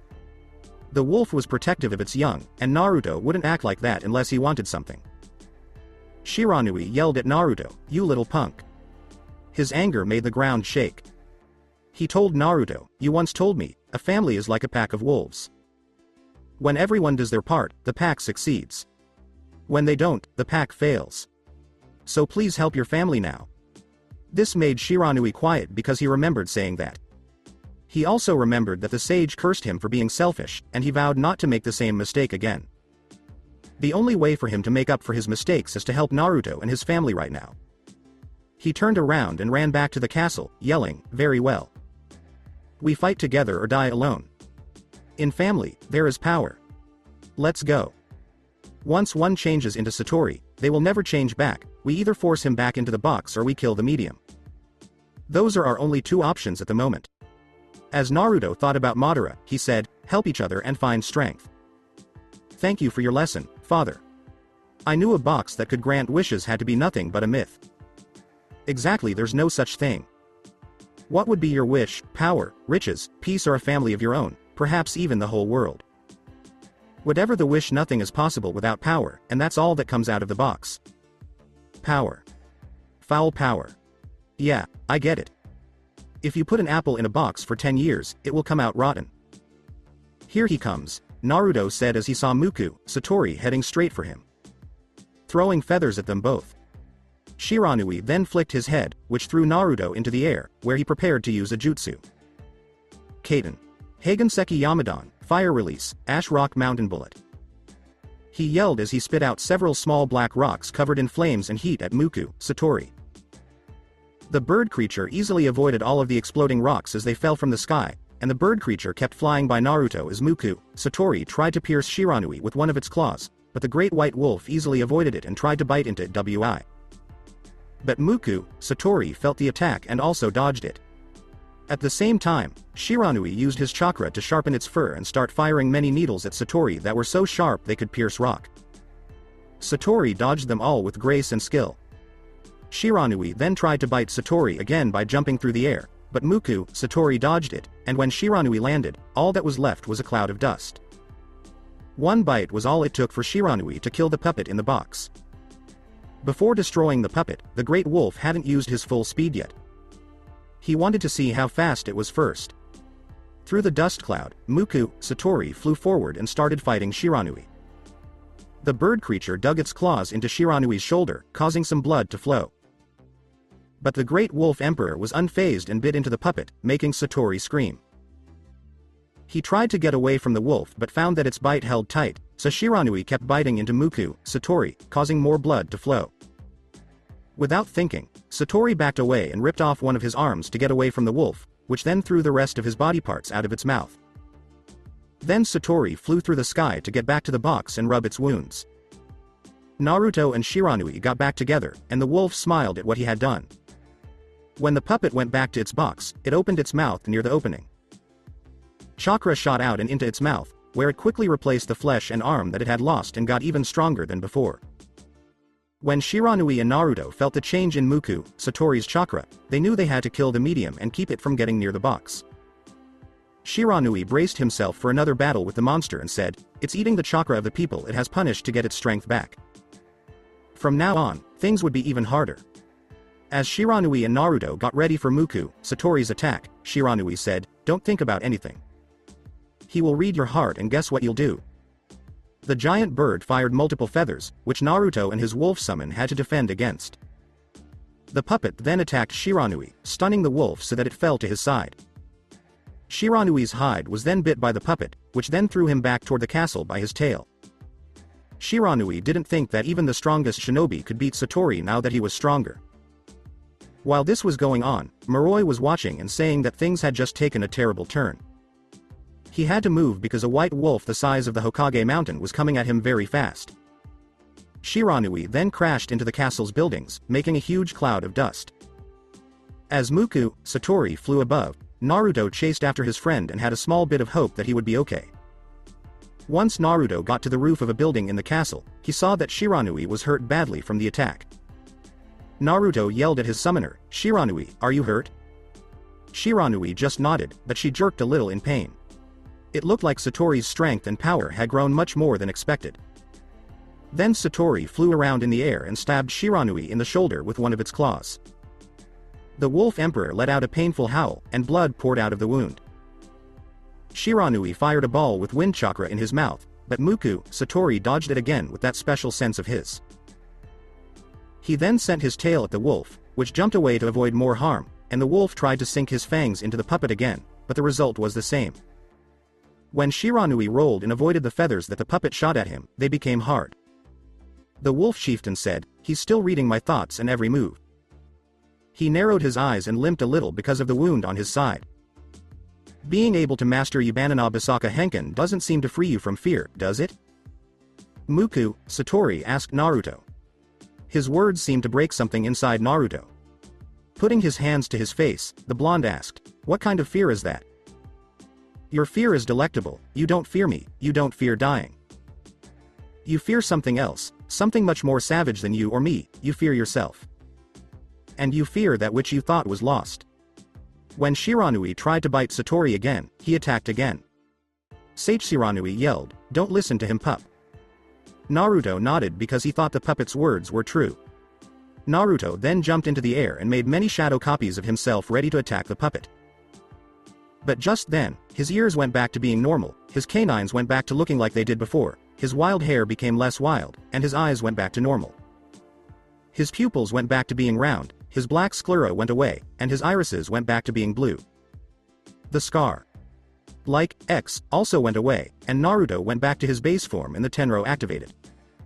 Then he fell from the sky while Shiranui yelled his name at him. Naruto said, "No. Not now." He was so tired from the transformation that he could barely stand up. The technique drains the user of energy every time it is used. "Now you can die." Muku yelled as he made a big red ball that was super easy to hit and kill Naruto with. Naruto did nothing but brace himself because he wasn't fast enough to get out of the way or powerful enough to use Mangekyo. But then he felt a shadow over him, an explosion, and a scream of pain. When he looked up, he saw that Shiranui had taken most of the attack for Naruto and was badly hurt. "Shiranui!" Naruto yelled as the wolf tried to stay away from him so he wouldn't crush him. Naruto had no way to defend himself after Shiranui disappeared in a cloud of smoke. All he said was, "Run with the pack." After his first attack, Muku raised his arms and prepared another orb. He then threw it at Naruto again, who only saw his life flash before his eyes and the one thought he was thinking. "Sorry.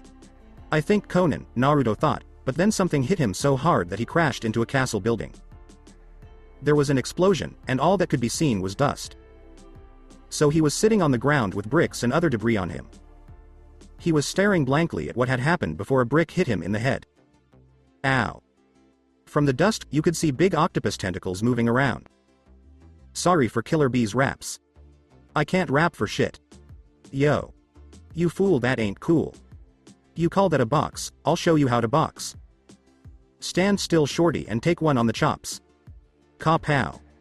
yelled a voice as a huge fist came out of the dust cloud, punched Muku, Satori, and sent him crashing into the castle grounds. "That wolf ain't having a good day, you and me can finally play. Out the way, that Akatsuki Joker, you and me can gamble like we're playing poker." A voice said, "Can't believe the Akatsuki got involved in this. The situation was worse than we thought."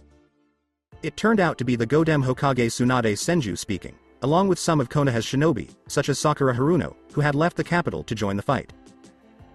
Some of the characters in this story are Kurenai Yuhi, Asuma Sarutobi, Ino Yamanaka, Shikamaru Nara, Choji Akamichi, Mighty Guy, Neji Hyuga, and Tenten.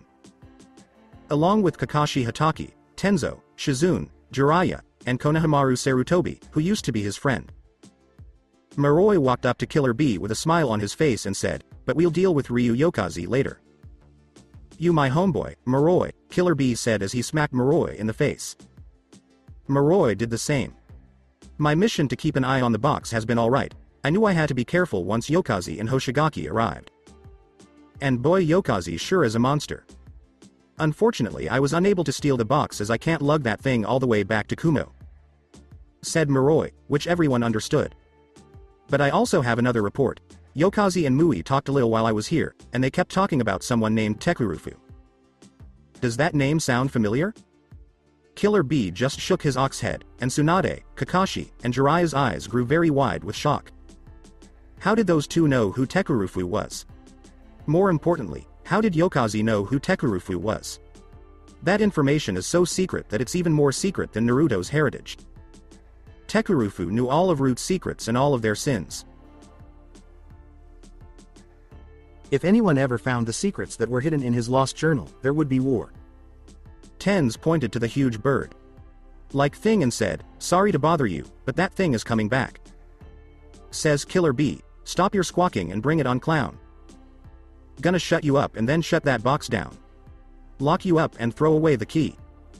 Bury you in the deep blue sea. I float like a butterfly and sting like a bee. 'Cause I'm the Hachibi."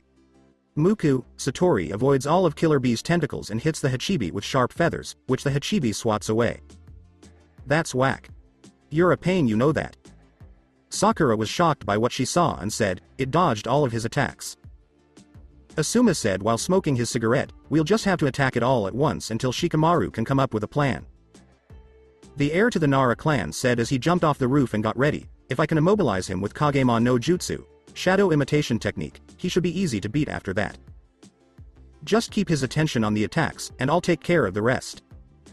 Tsunade told all of Konoha's shinobi, "You heard Shikamaru. Just attack him in a flurry." At the same time, Muku, Satori kept throwing people into the box, and just as he was about to throw in another group, Ryuzetsu appeared in front of him and stopped him, which Shikamaru noticed. Being the one to act, Killer Bee hit the puppet with a fist that hit the ground hard, but the puppet was able to avoid the blow. To take advantage of the distraction, Konohamaru went through the hand seals. Kaden. Heizekisho, fire release, ash pile burning. He yelled as he spat out a lot of ash and clicked his teeth. The ash caught fire, but Satori quickly brushed his hand over it and put out the flames. This gave Sakura time to rise above her opponent and try to punch him again, but Satori was able to steer clear of their attacks. Tenten jumped into the air and unlocked a huge spiked ball. She then threw it at Muku, who was about to move to the side, but the huge ball suddenly exploded in a cloud of smoke, revealing Might Guy's shape ready to do an axe kick on the huge bird thing that had just moved to the side. Tenzo did a seal in which his whole arm turned into wood and he rushed forward as more and more bare trees appeared. As before, Muku stepped to the side because the trees were about to hit him. But Kakashi, Jiraiya, and Asuma were below the trees and above the demon. Jiraiya Rasengan was being used by Kakashi, and Asuma was using Wind Chakra to power his two trench knives. They all attacked at the same time, but just like the other times, they missed as Satori flew away. The prisoners were trying to get away, and they found a log that they hid against the castle door. The door smashed open, and the prisoners claimed freedom. But they didn't get very far before some of them caught fire, which made them realize that the Tenro was still active, and they flew back into the castle. Naruto, who was hurt, could feel the chakras dying through his senses. Since the Tenro was still active, this could only mean one thing. There was still life in Mui. Tenten, the supposed seal master, blocked more feathers that Satori threw at the shinobi. Kurenai did everything she could to put the enemy under a genjutsu, but it didn't work because the creature was immune to them. While this was going on, Hinata and Neji were protecting others with the Kaden, revolving heaven, which is a Hyuga clan technique. When Choji took a pill, it made him very big. Meanwhile, Ino couldn't switch minds with the puppet because it was too dangerous, and Shikamaru couldn't catch it because it was moving all over the place. It looked like Kiba and Akamaru were spinning in the air to rip their opponent apart, but Satori hit them out of the air and Choji came thundering down on the bird thing. Choji flew after Muku, but the puppet just kicked the ball back to the ground, where he crashed to the ground. Muku said to Shiranui and Naruto, "You're all fools. The only two people who could beat me are now helpless." As Ryuzetsu watched the carnage, she said, "That's not Muku. It's not. Don't be fooled. That's not Muku. Muku is dead. Ryuzetsu yelled as sharp feathers fell all around her. Kusagakure. Must fix the mistakes of Kusagakure. She made seals to help her fight Muku, but the Tenro saw them and started to burn her even though she kept using her jutsu. Kaden. Onidoro. Yelled Ryuzetsu as many fiery demon heads appeared all around her and started to swarm around Muku. Some of the heads hit the bird creature and set some parts of the castle on fire. Ryuzetsu was on fire and would have died if Moroi hadn't come along at the right time and used a water jutsu to put out the flames. You crazy. You're marked with the Tenro. Just stop him. Please. Ryu. As Naruto was walking to the hole in the wall, he crashed into it while holding his hurt side. Killer Bee had swatted him away, probably just to kill him later, or maybe he was just collateral damage. It didn't matter. He was thinking about what Muku had said and whether he should be afraid of himself. What was there really to be afraid of? He didn't know what made him join Root because he thought what Mui and Muku said had something to do with each other. Besides that, he didn't notice that one of his cursed seals was beating. Does fear? A gut feeling? Gut feeling. Then Naruto bit his arm to make the seal for the Kage Bunshin no Jutsu. He clapped his hands together to finish. I fight with other people. Family is like a pack, and everyone is counting on me. Madara and Shiranui. And Konan are with me now. They will always be with me. They give me strength, Naruto thought as he remembered what Shiranui had said. At the same time, a bright light began to crack through his fingers. They're my fire. As Muku kept fighting against Konoha's forces, he easily avoided attacks and Killer Bee's tentacles. His strength and quick reflexes meant he would soon beat the shinobi, and he knew how they were going to stop him. He was close to winning. Right before he was going to attack Killer Bee, something hit him and sent him flying into the castle walls. When Muku came out of the ruins, he saw Naruto standing on top of the box that had been holding him captive for so long. Muku didn't even think he knew the man standing in front of him because he looked so different.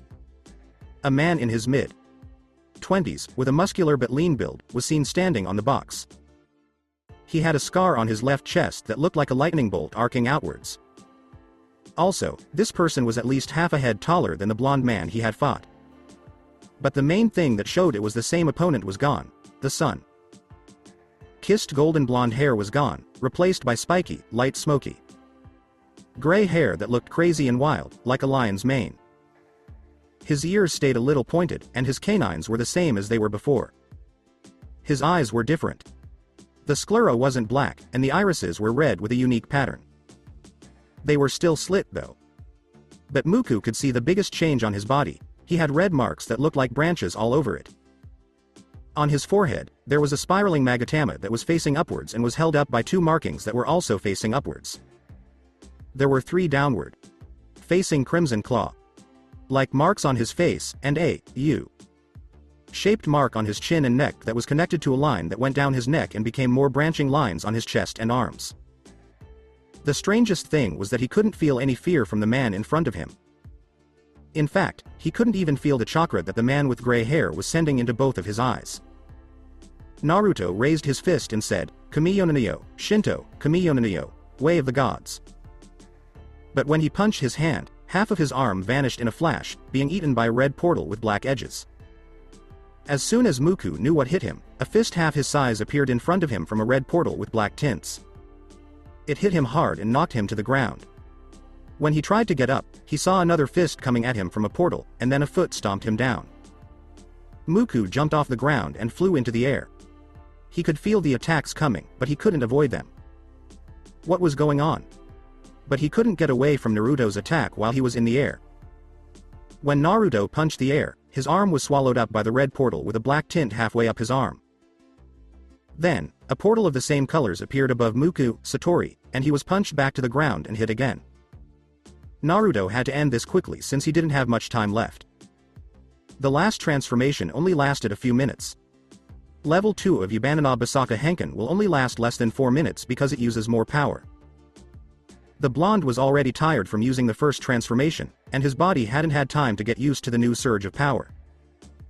But the biggest problem is that, like before, his chakra hasn't mixed properly with the senjutsu in his body, which limits his abilities.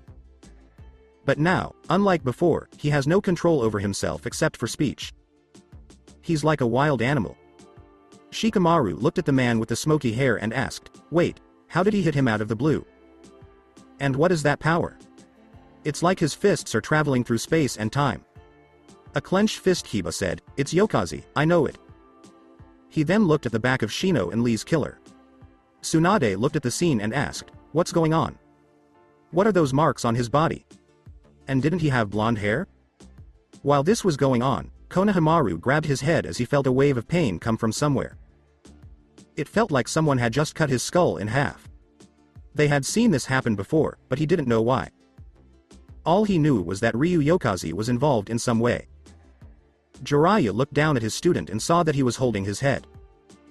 He thought it was strange that the pain was coming over him so quickly and that Yokazi had recently come back into the battle. After getting hit hard on the ground, Muku got up and fired feathers at Naruto. Naruto dodged all of the feathers and took cover on a roof, while Muku, Satori flew over and landed on the box.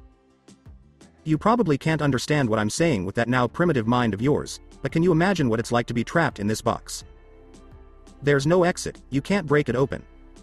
You're inside darkness with one overpowering feeling swirling around you. It's big and black just as darkness is, and it seeps into every cell in your body.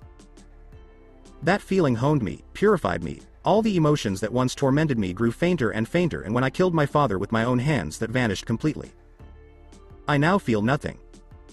I'm no longer bound and restrained by anything, not even emotions. I'm sure you can understand that, since you have that same thing look on your face and in your eyes. It's wonderful, isn't it? Fear, that's the one emotion that remained. My own fear of coming out of the box, the fear in the hearts of those who attack me. You see, it's not people's minds I read their fears, and that's why I understand what's happened. You have no fear in you now, you've given up your mind to your inner nature, that of a beast. Monologued Muku to the animal that was Naruto, who, like Muku said, didn't understand or didn't acre as his mind was overcome by the beast inside.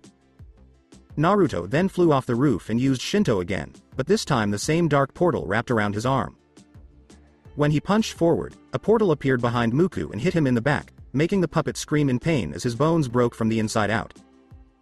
The bird thing landed on the ground just as Naruto climbed onto its back, where the man with dark hair violently tore off both of the bird's wings with his own hand. While Muku was screaming at the top of his lungs, Naruto jumped down and broke one of the bird's bones that stuck out of its mouth.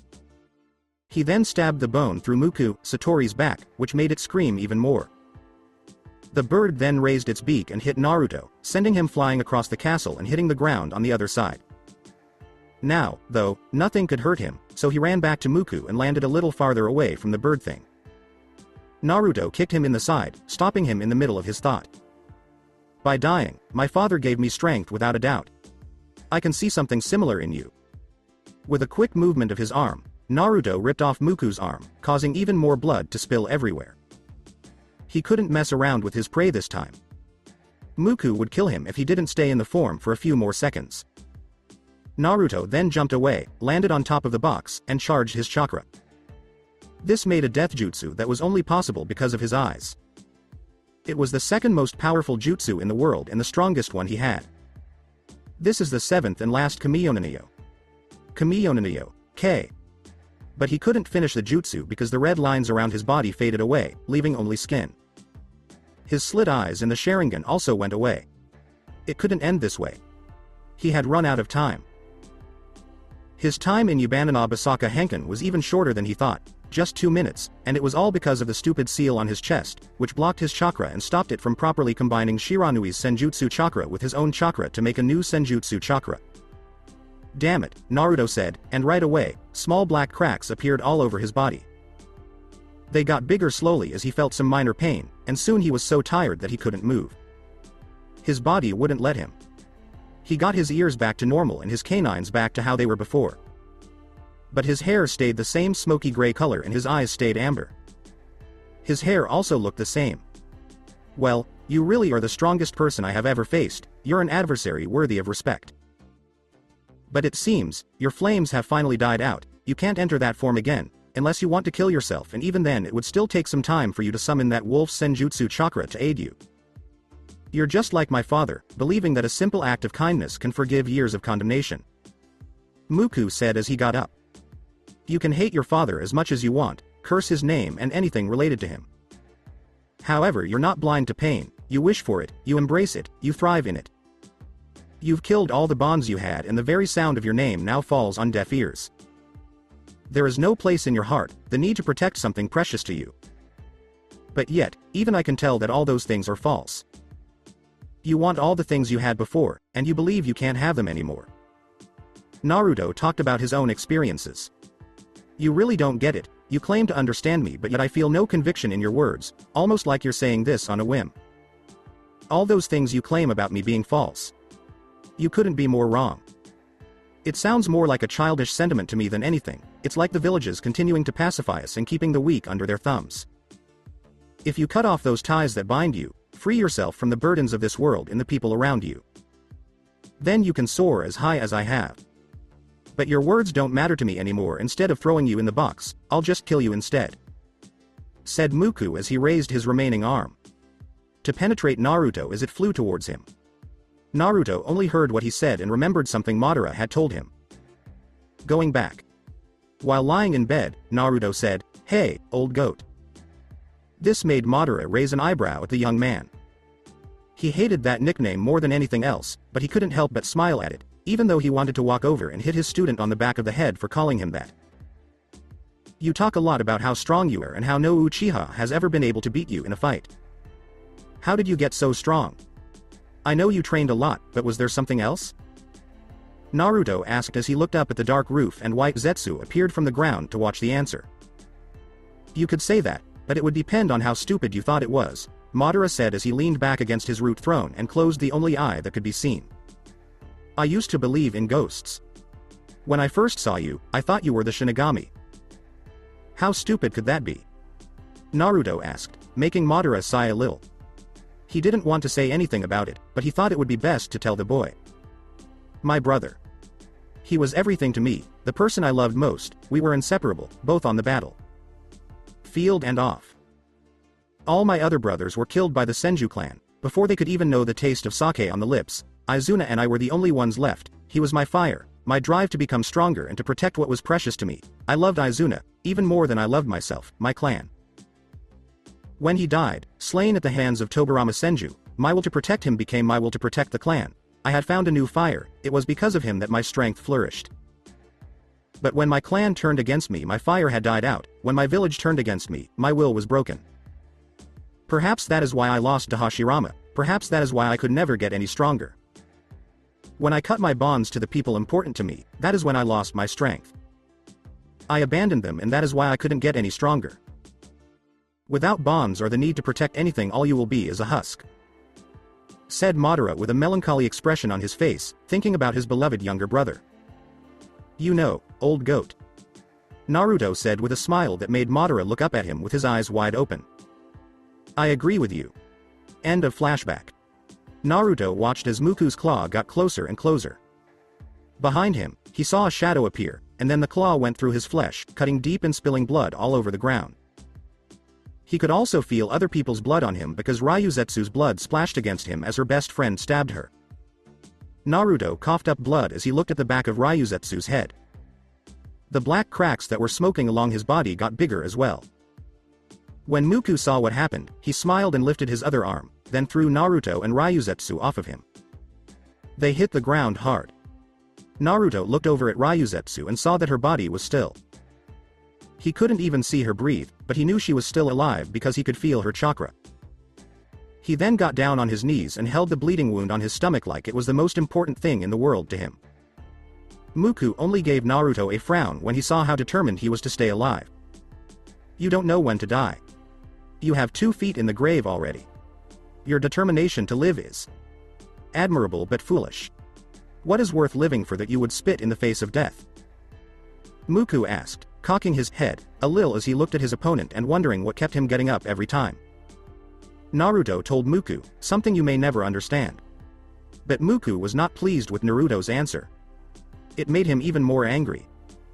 The injured bird creature opened its mouth and prepared to fire a large chakra ball at Naruto, which would definitely kill him. The puppet in the box then threw the huge red ball, and some Konoha shinobi, like Kiba and Kurenai, hoped it would kill him. But right in front of their eyes, a huge black portal appeared out of nowhere and swallowed the huge ball of chakra. An explosion followed, sending a large cloud of dust away from the castle. Then, a shadow who was wearing the same black cloak as him showed up, standing straight and facing the demon. The person in the cloak then raised their hand and let a brave blue butterfly land on their finger. They smiled as the butterfly flew off. "You know what? I just realized I can't stand seeing you be weak and get butt kicked." Also, the person said as they turned around and slapped Naruto in the face, leaving a big red mark. Everyone around them, including Muku, started to sweat. Someone knelt down and rolled a strand of Naruto's hair around in their fingers like a cat with a new toy. "That's for injecting the, you know what, Shiranui's blood, into me. Luckily Shiranui likes me. He even taught me how to use Koinu's powers, or should I say your powers." "Huh, your hair is different," the person said. He could only smile because his hopes had come true. Right in front of him, Konan was still alive and well. She was hiding herself from other people by wearing the black cloak he gave her. Other than that, she didn't look much different. The bun in her hair was gone, letting more of her beautiful blue hair fall down her face and neck. The origami flower was also gone, but the blue flower hair clips he gave her were still there. Aside from that, she was the same. He could only guess that she had lost some of the things he had noticed before because she was training or her hair had grown too wild. Kanan smiled as she took her fingers out of Naruto's hair, knowing that her friend was fine. "Your eyes are also different. But your chakra still feels the same," she said. Naruto gave her a small smile. When Konan stood up on her own, Naruto told her, "You know you have great timing." With a smirk on her face, she said, "That's just part of my charm. Shiranui sent me because he was worried about you." She pointed at the Muku and asked, "But what is that?" The Muku screeched back. "It's a long story, and if I was to explain its history I might just bore the readers. It has 2 stumps on its back and one of its arms is missing, so it's clear that you chose a fight with something you couldn't win," which made the blonde sigh in frustration. Naruto said, "It sounds like you're insulting me, or you just love rubbing salt in my wounds." Konan didn't answer, but she did notice that the black cracks around his body were getting bigger and hotter. Kanan yelled, "You used level 2? You could have killed yourself." Naruto felt a little sick when she heard her. Naruto smiled at his partner and said, "I had it completely under control. You might not be able to defeat him yourself. But you should be a worthy distraction."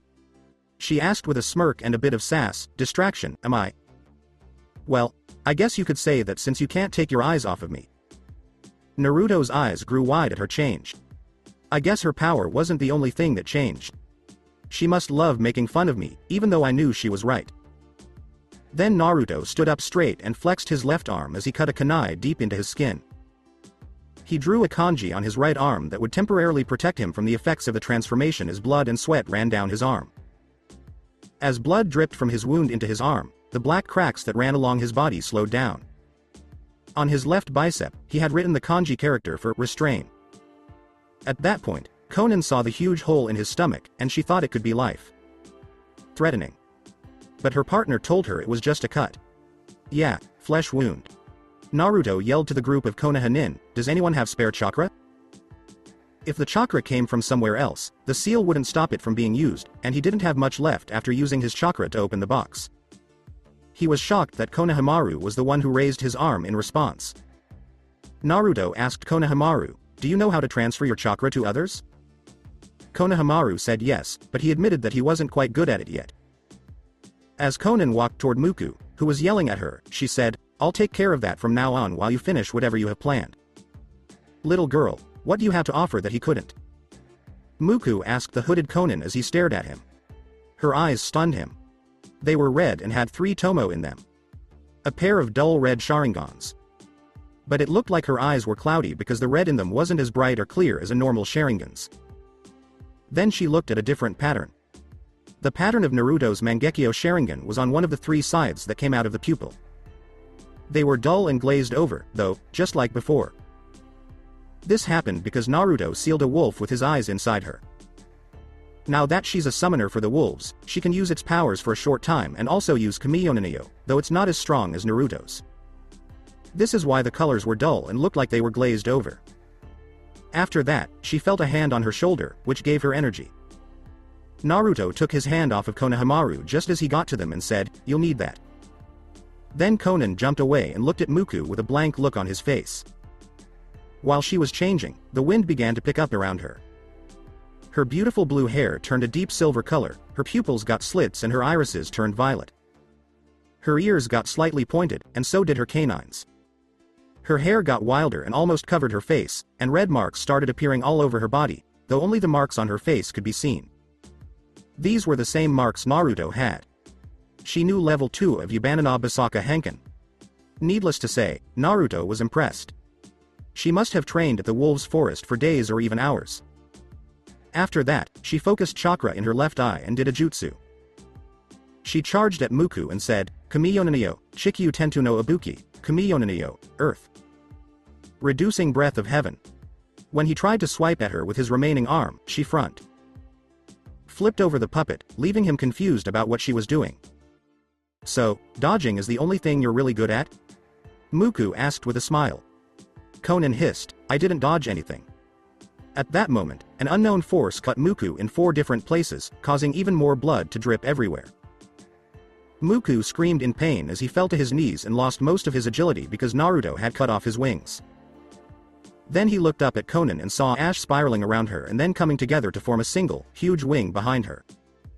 Then she flew back at Muku with her ash wing, which made her fly.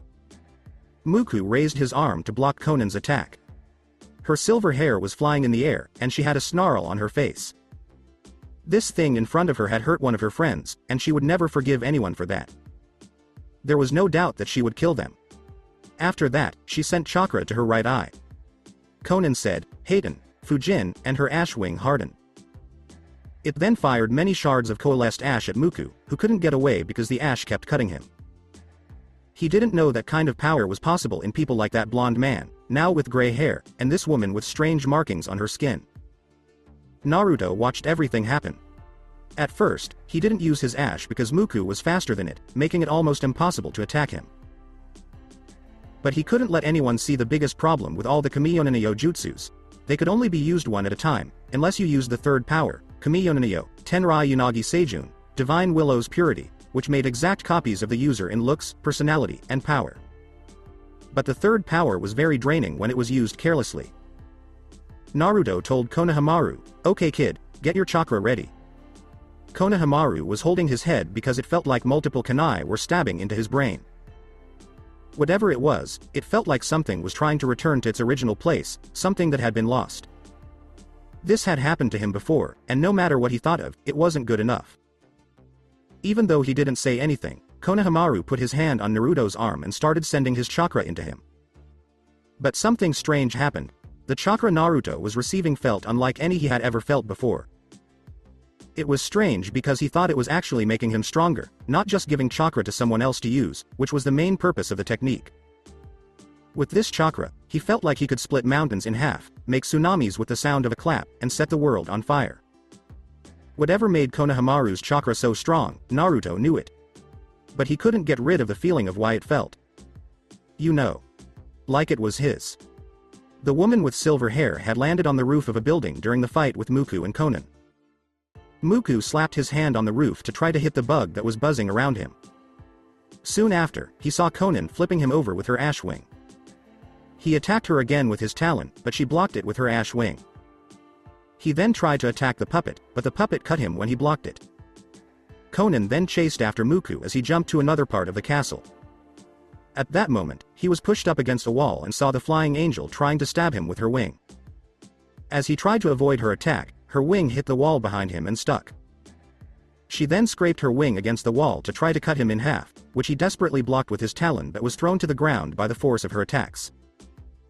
When the attack was over, Muku got back up on his feet, but he wasn't able to avoid Conan's final attack in time, which cut off his left leg completely as she flew by on her ash wing. The bird.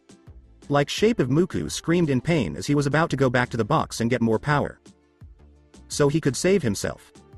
But today was his last day. Naruto used Konohamaru's chakra to fill his eyes with energy, which was more than enough for him to do one last jutsu. Kamiyonaniyo, Shinto. Naruto yelled as he thrust his left arm into a red portal with a black tint. Another portal even bigger than his hand appeared above Muku and grabbed him. Naruto then thrust his right arm into the same portal, and the same thing happened as Muku screamed as all of his bones were crushed by the big arms. Naruto then spread his arms out in a way that looked like he was ripping something. With 2 arms around Muku, he literally tore him in half, sending blood, guts, and other bodily fluids flying everywhere. The 2 halves of Satori fell to the ground, shocking everyone with their level of violence. Then Naruto got down on his knees when he saw that all of Satori's feathers were turning into dust and that Satori's torn body was soon gone, leaving behind a whole Muku lying on the ground with blood coming out of his mouth and dead eyes staring up into the sky. As Muku lay there, hurt and defeated, he said, "F. Father." Ryuzetsu also got up, which helped her get some of her strength back. She said, "Ryuzetsu. I'm sorry, father." His words, they cut deep. He then sealed his hands, getting ready for a jutsu that would make Naruto and Konan tense up. Yelling, "Kaiten, Onidoro." Muku set himself on fire, ending his own life and other people's pain. "I'm sorry I broke my promise to you. I wish I could have kept it. I wish I could have lived with you and your father in peace." As he spoke, fire shot up and flew at the box, whipping the winds and knocking Ryuzetsu's bandana off her head. As the glowing faces of the demons responded, Satori was pushed back into the box. Before it closes. Also, Ryuzetsu's bandana fell into a pool of Mui's blood. Naruto, who had gotten stronger, walked over to Mui, who was lying still on the ground while the lord of the castle's blood was all over the place. He then grabbed the man and held him close, comforting him. When Mui opened his eyes, he saw Naruto's face and smoky gray hair. "You're alive. And Muku?" asked Mui as he looked into Naruto's eyes with tears forming at the edges of his eyelids. "I'm sorry, he's gone, but he forgave you in his last moments. And told you that he wanted to be with you forever." Naruto said this with a smile, which made Mui smile back even though blood was coming out of his mouth. He's glad to know that his son didn't die bitter against him. The Tenro isn't just a way to lock someone up, is it? Shinobi who can't change their chakra probably won't start a fight. That was really your goal. Need to find a way for everyone to live together peacefully. Look at how wrong we were. We both thought Muku could never be human again. You told me that we were the same, and I still remember that. You should know what I'm thinking about if that's true. I was inspired by you. No matter what happened. You always sought peace. In your creations. But the things made for peace were instead abused for selfish reasons. The people you trusted betrayed you. Left the person you loved to die alone. I questioned why such conflict existed. Mui said this because he felt like his life was slipping away from him. I do not have the answers you seek.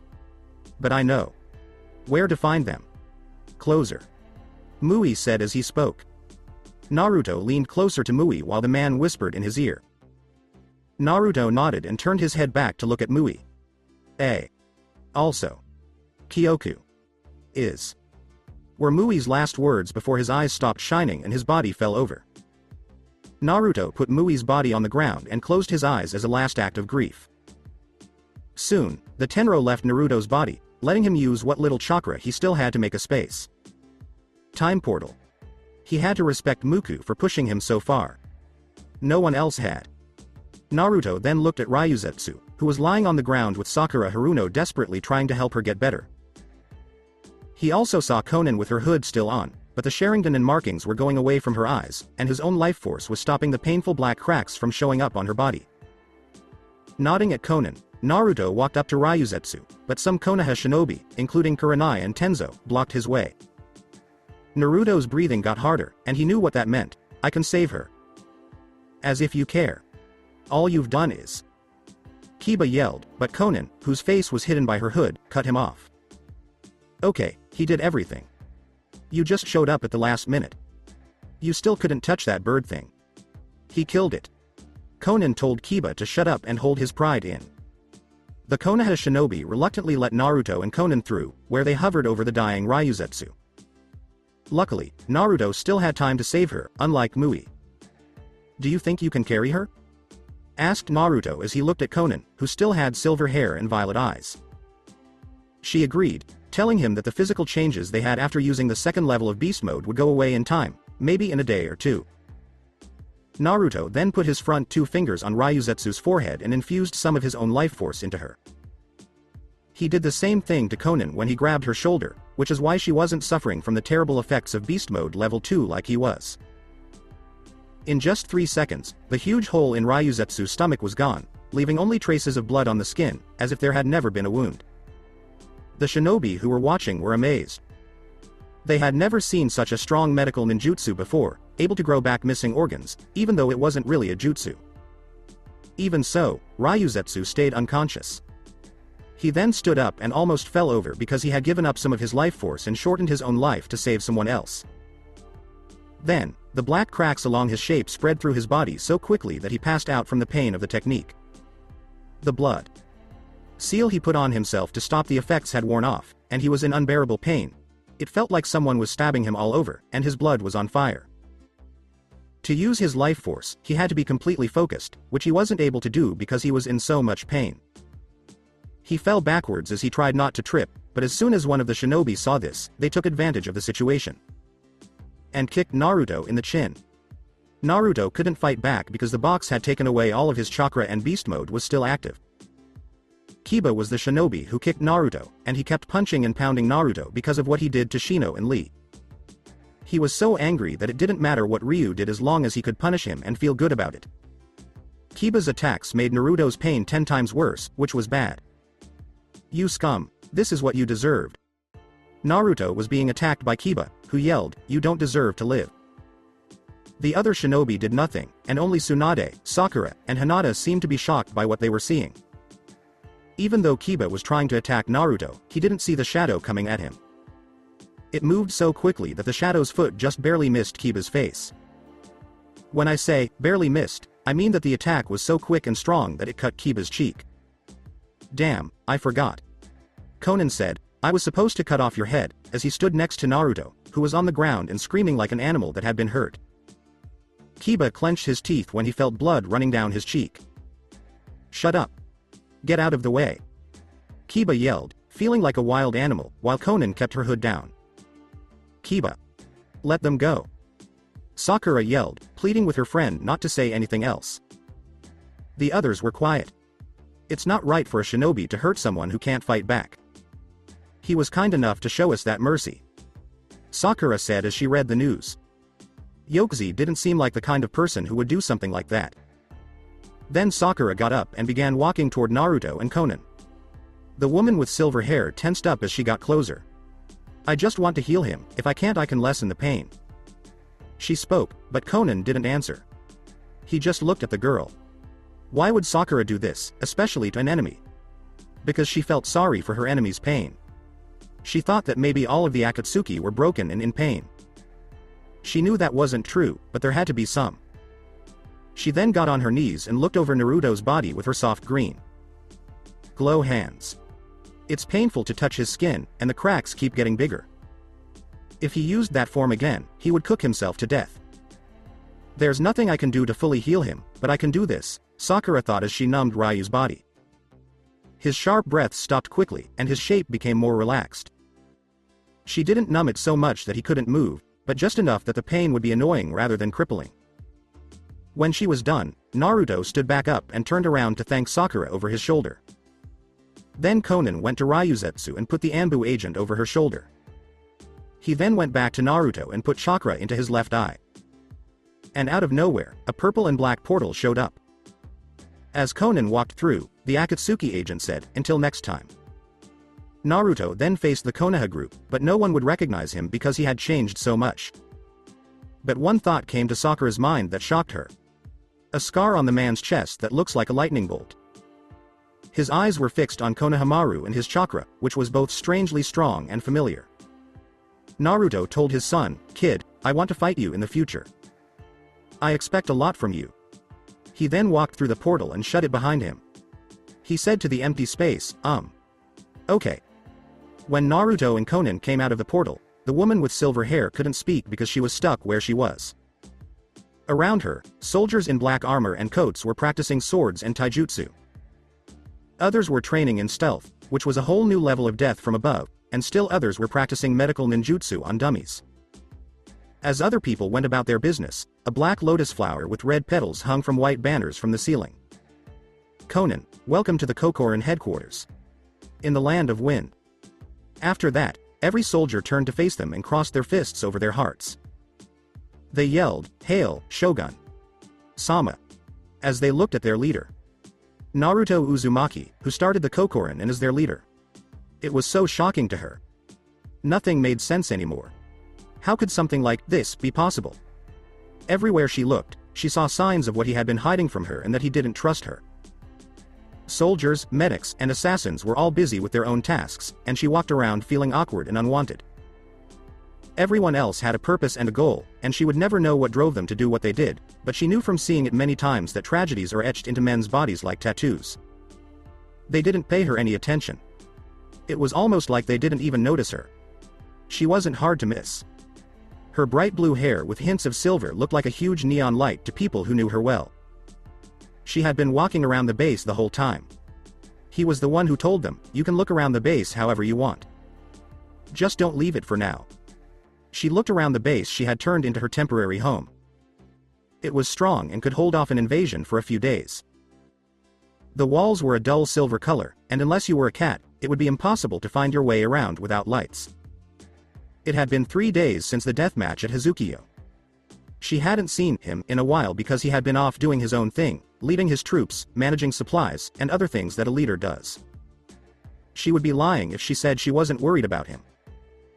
The few times she did see him, he looked like a sick animal, and she wanted to comfort him and be there for him as a friend. He didn't trust her, and everything around her told her that he wouldn't let her. Even though he didn't want to talk to her, she was going to get the answers she needed. She went straight to his office because he had to trust her. That's what made them work well together. Conan will have her answers. When she finally got there, she slammed the door shut like she was a battering ram. He wasn't there, which made her raise an eyebrow as she looked at the empty desk and computer with a small picture next to it. As she worked her way around it, she looked at the papers that had the names and missions of the Kokorin on them. She opened the drawers and, as she expected, found some kunai and senbon. After sitting down in the surprisingly comfortable chair that she could spin around in, she let some childish feelings get the best of her and spun around a bit in the chair. She then went to Uzumaki's computer and clicked on the mouse to get it going. She looked through the files on the computer, but only one stood out. It was called Dusk Contingency. She raised an eyebrow at it and clicked on it. Then a small box with big words that said "Password" showed up on the screen. She bit her lip and tried to figure out what the word was by reading her partner's mind. She tried typing Konoha, but it didn't work. She typed in Akatsuki, but it didn't work. She wanted to hit her head on the desk because she thought that would work. This was her last chance before she gave up. She didn't think this world could work, but if the writer had his way, it might. She then typed in a word that Naruto Uzumaki would never use today, Team 7. The computer then showed her a bunch of audio files and said, "Access granted." Naruto's emotionless voice telling the computer to enable new protocol made Conan uncomfortable because it sounded a little metallic. Title: Dusk Contingency. Should any of the core members of the Akatsuki go bad and threaten the Kokorin in the plan, I have set up procedures to deal with each and every one of them if they become too much of a threat.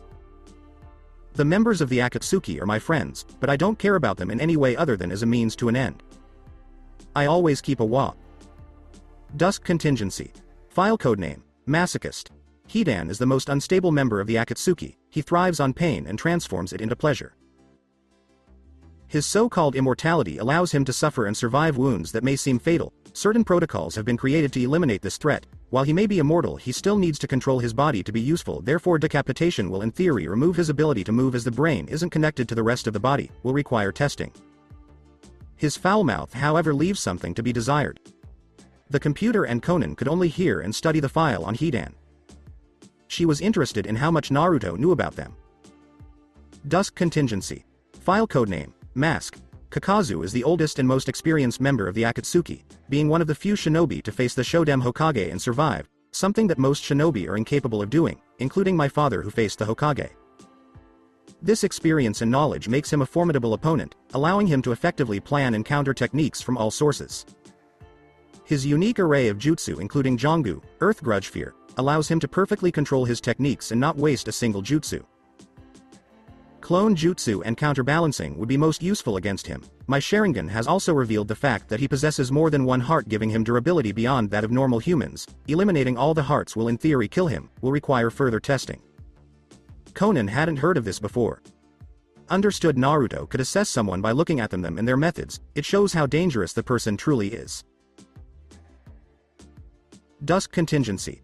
File codename, Suicide Bomber. Deidara is unique as he possesses the explosion release Keki Genkai of Iwagakure, allowing him to turn clay and other substances as well as his own chakra into a bomb. From this he uses a special clay infused with his chakra, and he's able to mold that clay to suit various tasks from espionage, demolition and assassination. This gives him some of the most versatile techniques. However, Bikutan is notable for being weak to Raiden techniques. I theorize that since his chakra itself is explosive, Raiden techniques will be most effective. A technique that numbs his body and limits his movement will not only neutralize him but also his Keki Genkai will require further testing. Conan wasn't just perusing and hearing the documents but also learning from them. She knew that this is essential for eliminating her comrades should they betray the group. Dusk Contingency. File codename, Red Sands. Sasori's greatest strength is not his mastery with puppets and poisons but his sharp analytical mind and cunning rivaling my own. He uses his puppets to deadly efficiency as well as his multitude of weapons and his puppets to discover the weaknesses in his opponents. Sasori's mastery in puppetry has also negated the weakness of all puppeteers. Because of this, Sasori's greatest weakness is now one of his strengths. The most useful tactic is to watch his movements and using large but precise techniques to damage his body protected by his puppet, or a technique that limits the movement of his puppets will require more testing to discern any other weakness. Stated the computer, and in the words Conan could be cautious as Sasori wasn't a person Naruto confront without a clear strategy. Dusk Contingency. File codename, Shark. Kisame Hoshigaki is the most powerful member of the infamous 7 ninja swordsmen of the mist. His mastery with sweetened techniques and his possession of Samahata makes him an opponent you should never have a drawn-out battle with. Separating Samahata will be impossible. The sword literally has a mind of its own and will return to its master after a short amount of time, and will inflict injury on those who try to use it. Quick and lethal attacks of wind chakra will be most suitable against Kisame, but speed will be everything as his large size and heavy sword slow Kisame's movements. Said the computer, and Conan just observed and listened. Captivated by the computer, unaware of her surroundings. Dusk Contingency. File codename, Last Crow. Itachi Uchiha is one of the few survivors of the Uchiha clan of Konoha. His prowess with the Sharingan and his time in the Anbu Black Ops have molded Itachi into an emotionally suppressed weapon. However, his pacifistic nature has him employ genjutsu against his enemies, incapacitating them within the illusion. His greatest strength is also his greatest weakness. The key is to identify when you have been placed in the illusion, and then while within the illusion Itachi himself will be vulnerable to genjutsu itself, to place him in a genjutsu while he's using a genjutsu in simple terms, though because of this it will be difficult for anyone not in possession of a dojutsu to counter his illusions. Then it all comes down as to simply break free of Itachi's illusion while keeping up the illusion that Itachi is in control, and the rest solves itself. Itachi will be trapped in an unending cycle of genjutsu, in theory. Will require further testing. Spoke the computer, and this honestly surprised Conan, at how effectively the protocols might work against the Akatsuki. Dusk Contingency. File codename, False God. Nagato is in fact a relative, a survivor of the Uzumaki clan such as myself. Because of our Senju descent we are most suitable for becoming hosts for the Rinnegan. Because of my knowledge of the Rinnegan I have been able to effectively formulate step-by-step strategies to neutralize the abilities of the Rinnegan. Shikushodo Animal Path, sever the hands to stop it from summoning. Shirato Asura Path, heavy impact capable of crushing bone. Tendo Diva Path, simple chakra control exercises on a large scale allow the effects of this path to be nullified. Ninjendo Human Path, long range attacks are severing the hands. Physical contact will be fatal. Jigokudo Naraka Path will be the first to defeat given its abilities to revive the other bodies. Sneak attacks will be most effective. Gakido Preta Path, its ability to absorb chakra will be tricky, but while it's absorbing chakra it will be vulnerable to physical attacks. Taijutsu is a necessity. The real body is an emaciated skeleton but still powerful. All steps must be taken into account. So even Nagato had a file. Naruto knew how to plan well, but still there had to be. Dusk Contingency. File codename, Angel. This is what confused Conan. There was a picture of her on the screen, and Naruto may have known about her abilities that set her apart from the others so he could come up with a way to beat her. But what did this mean to her? What did she really mean to Naruto? Naruto was a man who knew things that could bring down empires. Conan was suspicious because of this one file. Did Naruto trust her enough that he didn't need to plan how to beat her? The scene made her smile a little. She turned her head a little and saw the one picture of her on his desk. It was of her smiling with hair clips in her bangs. She wondered when he took the picture and when it happened because her smile in the picture looked so pure and innocent, like a child's. She knew what this meant to Naruto. He wasn't very friendly, so the fact that he did this for her showed her that he cared more about her than she thought. Her smile got a little bigger. A voice at the door said, "Excuse me, madam." Conan almost jumped out of her chair when she heard the voice break the silence. She quickly shut down her computer and turned to see a woman standing at the door. Her leather dress armor looked like it came from the time of the samurai, and the inside was blood red. She wore a black bodysuit that only showed her collarbone and head, and she wore a purple obi around her waist and 2 katanas on her back. She also had a red bandana around her jet. Black hair and green eyes that looked right into the souls of the people in front of her. "My name is Karai, and I'm second in command to Shogun Sama. He wants to talk to you, and I've been asked to take you to him." Conan just nodded, got up, and followed Karai through the base. While she was on her way, Conan kept her eyes on the back of Karai's head so she wouldn't lose her way through the base or take the wrong turn and end up somewhere farther away or see things that can never be undone. Curiosity is a strong desire, and she wanted to learn everything about this place and the person who runs it. Even though she was ignored and treated like everyone else in the fortress, she couldn't get away from the feeling that it was like having an itch in the back of your mind that wouldn't go away no matter how hard you scratched it. She wasn't sure what she was getting herself into.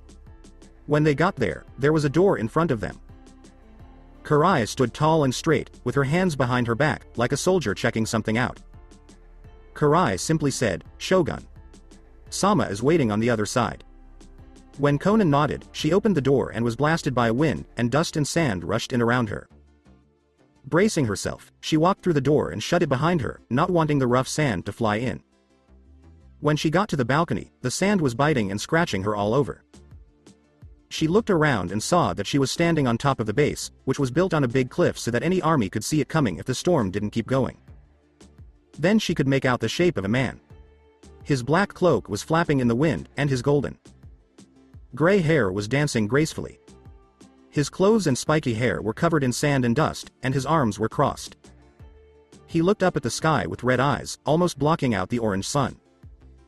After that, she stood next to him and looked at the sun with her amber violet eyes. Naruto looked at Conan with a small smile and said, "To wonder, until recently this place stood as a run down hole only inhabited by the desperate, lost, and stupid.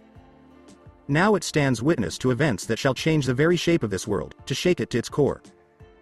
I wonder if it's pleased." Conan raised an eyebrow at him, making it sound like the fortress was alive, full of a soul that watched over its people. "I think you've known about this place for a while, because you wouldn't talk about it in that way if you didn't already know it existed," Conan said with a hint of interest in her voice. "This whole place invited you in, almost like a host welcoming you into his home." She felt like the place's arms were around her, protecting her from the dangers of the world and the darkness in men's hearts. This fortress was built in the elder days of the founding of the hidden villages. It's probably as old as Suna itself. It was also built upon the remains of a site holy and revered to a powerful clan that walked the dunes of the deserts. I know not what became of the clan, though it's likely they joined Suna when the village was formed. They called it, the place where the sky was held back, or, the place where the roots connect to the sky. Either accounts works in my favor. It is said that from here we could reach up to the heavens and bring them down to the earth, to live in an eternal bliss. Suna of course abandoned it, as did the many others they came after. Bones laid upon bones until it became the foundation for what we are standing on. Silent until our arrival," said Naruto with a grin as he observed the sand-clouded air as he stood in the together with his companion. Like the few people who knew about this fortress, he knew how valuable it was. When Conan looked down at the hard metal ground, she tried to figure out what Suna could have done to leave it. "It's nice and cozy," she said. "The presence this place holds seeps into your being, and the small specks of sand to which it lies upon." The fortress was fitted with some of the greatest protection seals that very few today can replicate and even fewer to understand, protecting it from darkness and decay and the silent coming of death from time. Those who let it fall to ruin did not appreciate or understand what they possessed. This fortress has a will of its own. It will defend us from an army for days on end. It can see to those who do it harm before they see it themselves. It clouds itself with a shroud of sand and dust when it feels threatened. It gives us shelter and home when we need it most. I like to call this place Tsukaitate, Sky Shield. A lofty title, but it wears it well. said Naruto as he moved towards Conan, smiling a bit. But still, how did you do that? And who are you really? Conan asked her as she tangled her fingers together and stared at the ground, a little scared to look into his sharp eyes. As Naruto and Conan walked towards the door to the rest of the base, Naruto said, "It's possible that Obito has told you what he knows about me." "Very well. But let's take this somewhere else. It's best to talk about this with a cup of tea in hand." After walking for a while, they reached the kitchen, where Naruto made his friend some green tea by hand. And when Conan put her lips to the cup, she was shocked at how good the tea was. She had no idea he was so good at simple things. Her smile looked like it was giving her some trouble and a little sadness. As Naruto sat down at a table with Conan and his own cup of heavenly tea, he said, "You probably think I don't trust you." His face went back to being neutral, and as he drank, the tea filled his stomach with warmth. Conan raised both eyebrows at him, which was enough for him to know it was true. "It's understandable, I didn't tell you of the Kokorin and in turn it's lead to a little dip in the trust between us." "Why didn't you tell me?" Conan asked, pulling her face into a sad look as she stared into the green tea liquid. Naruto drank more tea and said, "You didn't need to know at the time. Not with Obito looking over your shoulder. And don't think you can hide his plans from me." Conan's face turned even more sad, which confirmed Naruto's suspicions that Obito had turned Conan into an assassin. "It was at the time that you came to save me at Hazukio, where you defended me against Muku. That you fought against Obito and his schemes. It's not that I don't trust you. It's the fact that I do. I trusted you enough to not listen to Obito and his schemes. And I'm pleased at the outcome."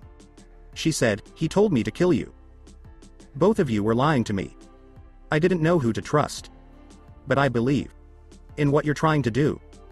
I believe in the good inside of you." Naruto didn't hear her last words, but Conan's grumpiness went away because she knew he had always trusted her. He didn't trust Obito, but he did trust her enough to bring her here. "Then I'll tell you about myself," Naruto said, his lips turning into a smile as his eyes got a little darker. His words made Conan smile a little more. "My name is Naruto Uzumaki. I was born in Konoha 15 years ago on October 10th on the night of the Kyuubi attack. My father made me the Kyuubi Jinchuriki from that point on. My life wasn't the most glamorous and I wouldn't call it a good life either.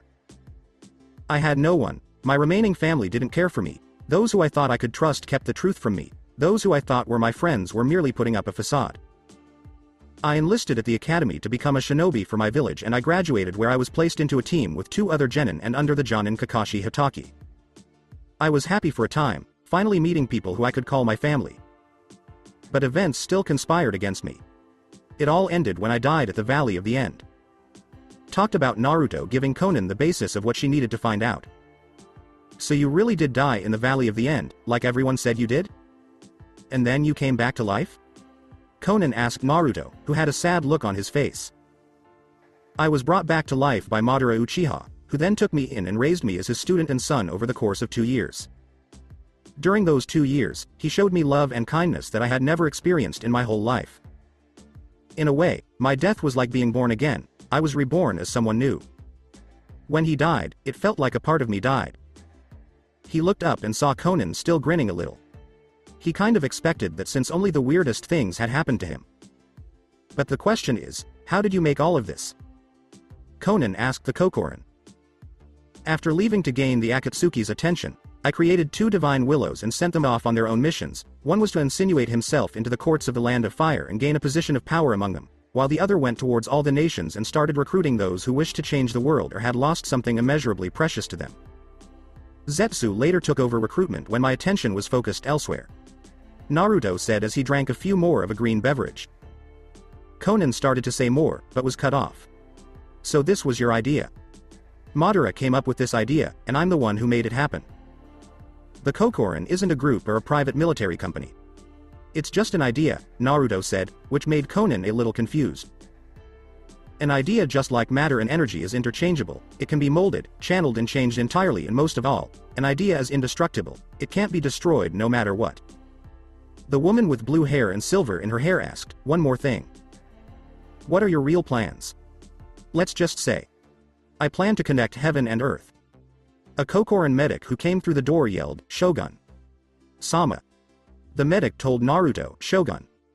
Sama, the patient has regained consciousness. Naruto nodded his head at his subordinate and waved the medic off. The two of them went back to the medical wing of the Tsukaitate. Naruto got up from the chair and walked toward the medical wing with Konan by his side. It took a while, but they finally got there, where a special guest had just woken up and was sitting in a bed looking almost dead. She had her hand on her stomach, where her best friend had pierced her, but there was no scar or other sign of it being there. It didn't make sense to her.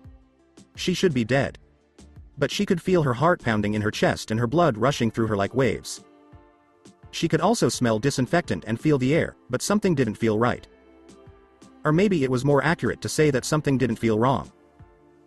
Just then, something in the corner of her eye caught her attention, and she turned her head to see Ryu Yokazi standing there. Some of his golden blonde hair was already growing back, but at least half of it still had some gray in it, likely from the aftereffects of the Ubanana Basaka Henken, bestial berserker transformation. There was also a woman with him. Her hair was bright blue with silver streaks, just like Ryu's, and her eyes were wide. "I'm glad to see you've woken up. The doctor said you would after 3 days to get used to my life. Force now flowing through you," Naruto said as he walked up to Ryuzetsu's bed. The blue and silver haired woman relaxed her body when she realized he wasn't a threat and just watched from where she was. Ryuzetsu begged, "What? What happened to Muku?" The hair around her eyes blocked her view. Naruto looked down at the Kusagakure Anbu and said, "Forgive me, I was so kind to him. He would have been a puppet to the box forever unless we killed him or forced him back in." At the point where tears were about to fall, Ryuzetsu said, "So he's dead." The Anbu looked at Naruto with raised eyebrows when he said, "He did say one thing."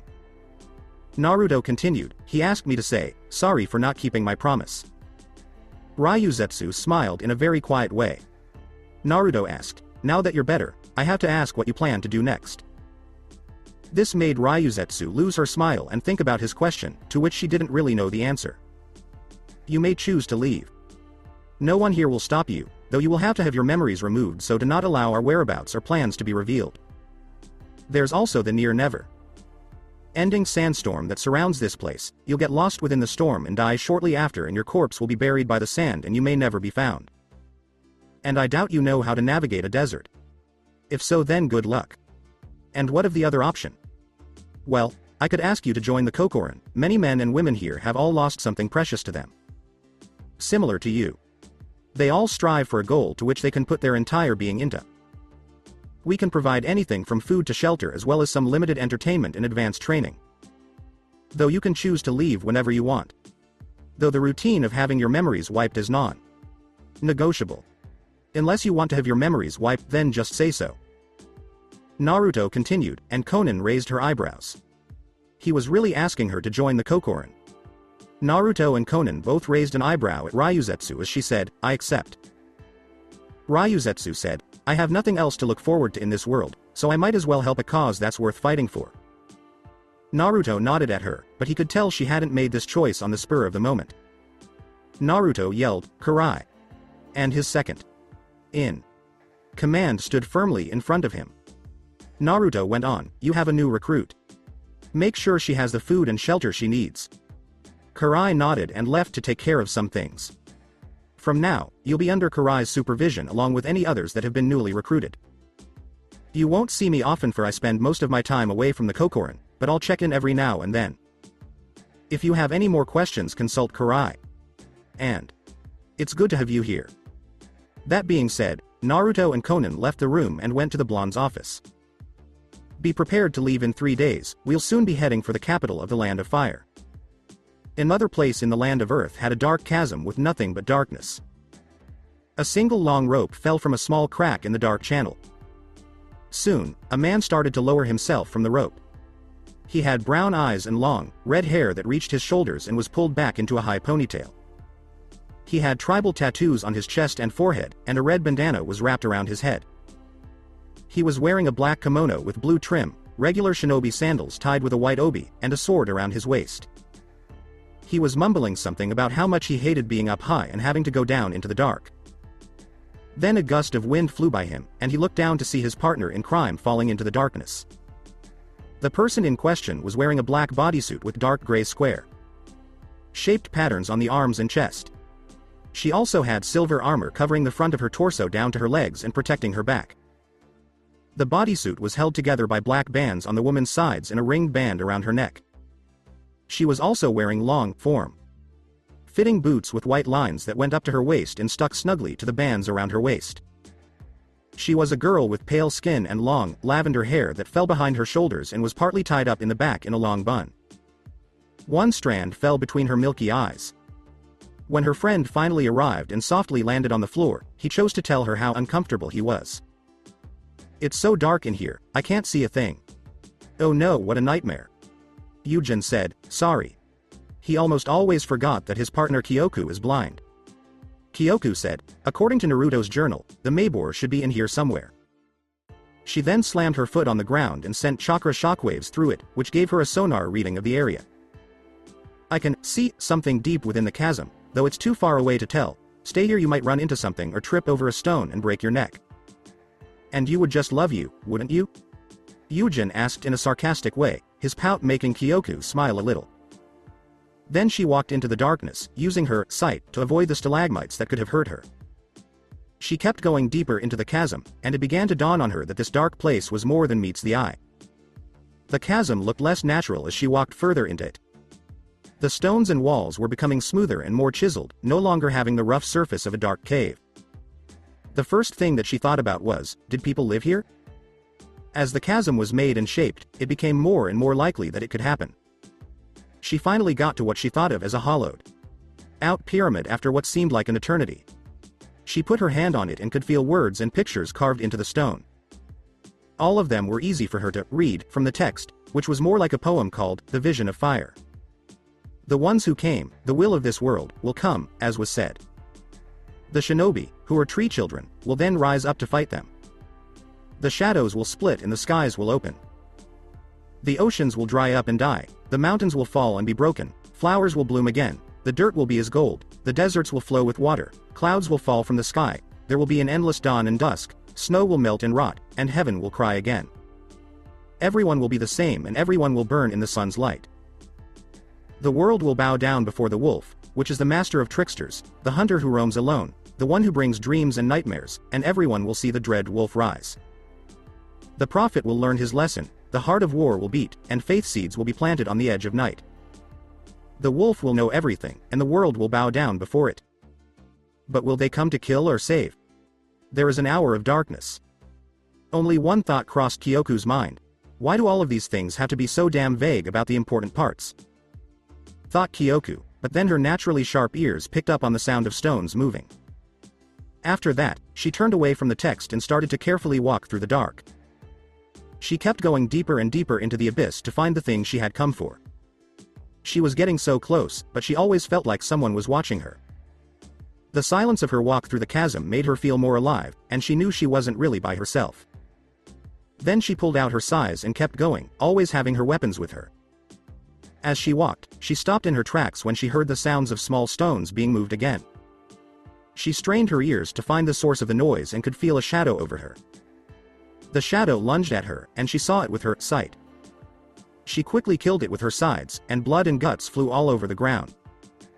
After that, she saw another shadow and strafed behind it, making a big cut that killed the next shadow where it landed with a thud. She could feel a few more coming towards her. Still, she was born in the dark, and it was her home and her best weapon. She ran forward, jumped through the air, and landed on another shade. With a quick movement of her feet, she broke their neck. She then charged again and stabbed one of her sai into the torso of another shadow, but this time she saw someone with a kunai in their hand. She quickly and carefully pulled her sai out of her previous target and cut off the shadow's hand where the kunai was floating through the air. She then pulled the kunai out of the void and stabbed it into the shadow's head. Then, from where she stood, she could hear laughter and the cracking of a cane. An old voice said, "I knew you would find your way here." Eventually. The person then stepped into a small flash of light, revealing themselves to be Danzo Shimura, who had been following Kyoku with his root agents. Kyoku growled as she got ready to face her old master. "Your foul presence defiles this place and the air, Danzo." "Thank you, Kyoku. Without your help, I would never have found this place or Naruto's journal. Now be a good girl and give me the journal. I'll take good care of it," Danzo said with a smirk as he held out his hand. Kyoku frowned at him. Danzo sneered at the girl and then pulled his hand back, staring at the blind girl. This didn't do much to scare her. Kyoku then said, "Go fuck yourself and your agents, old man. I'm sure you like it up the ass with all those sticks in there." Then he waved his hand, and the root agents hiding in the darkness jumped out of their hiding places and rushed toward her. She then vanished in a cold wind, leaving many of the agents stunned. It wasn't just Danzo who was looking for the girl. He turned his attention to the roof of the chasm and just barely made out her shape among the stalactites. Kyoku yelled, "You don't have any Zencho to protect you now," as she jumped forward with her sai ready. Danzo did nothing but seal his hands and use his jutsu. Futon. Daitapa, wind release, great breakthrough, Danzo said in his mind as he held out his hand. Suddenly, a big gust of wind came up and pushed Kyoku back against the cave roof, where sharp rocks were almost poking her in the body. He said, "This is your last act of defiance. I will get the Maebor, and everything will be done for the good of Konoha from now on."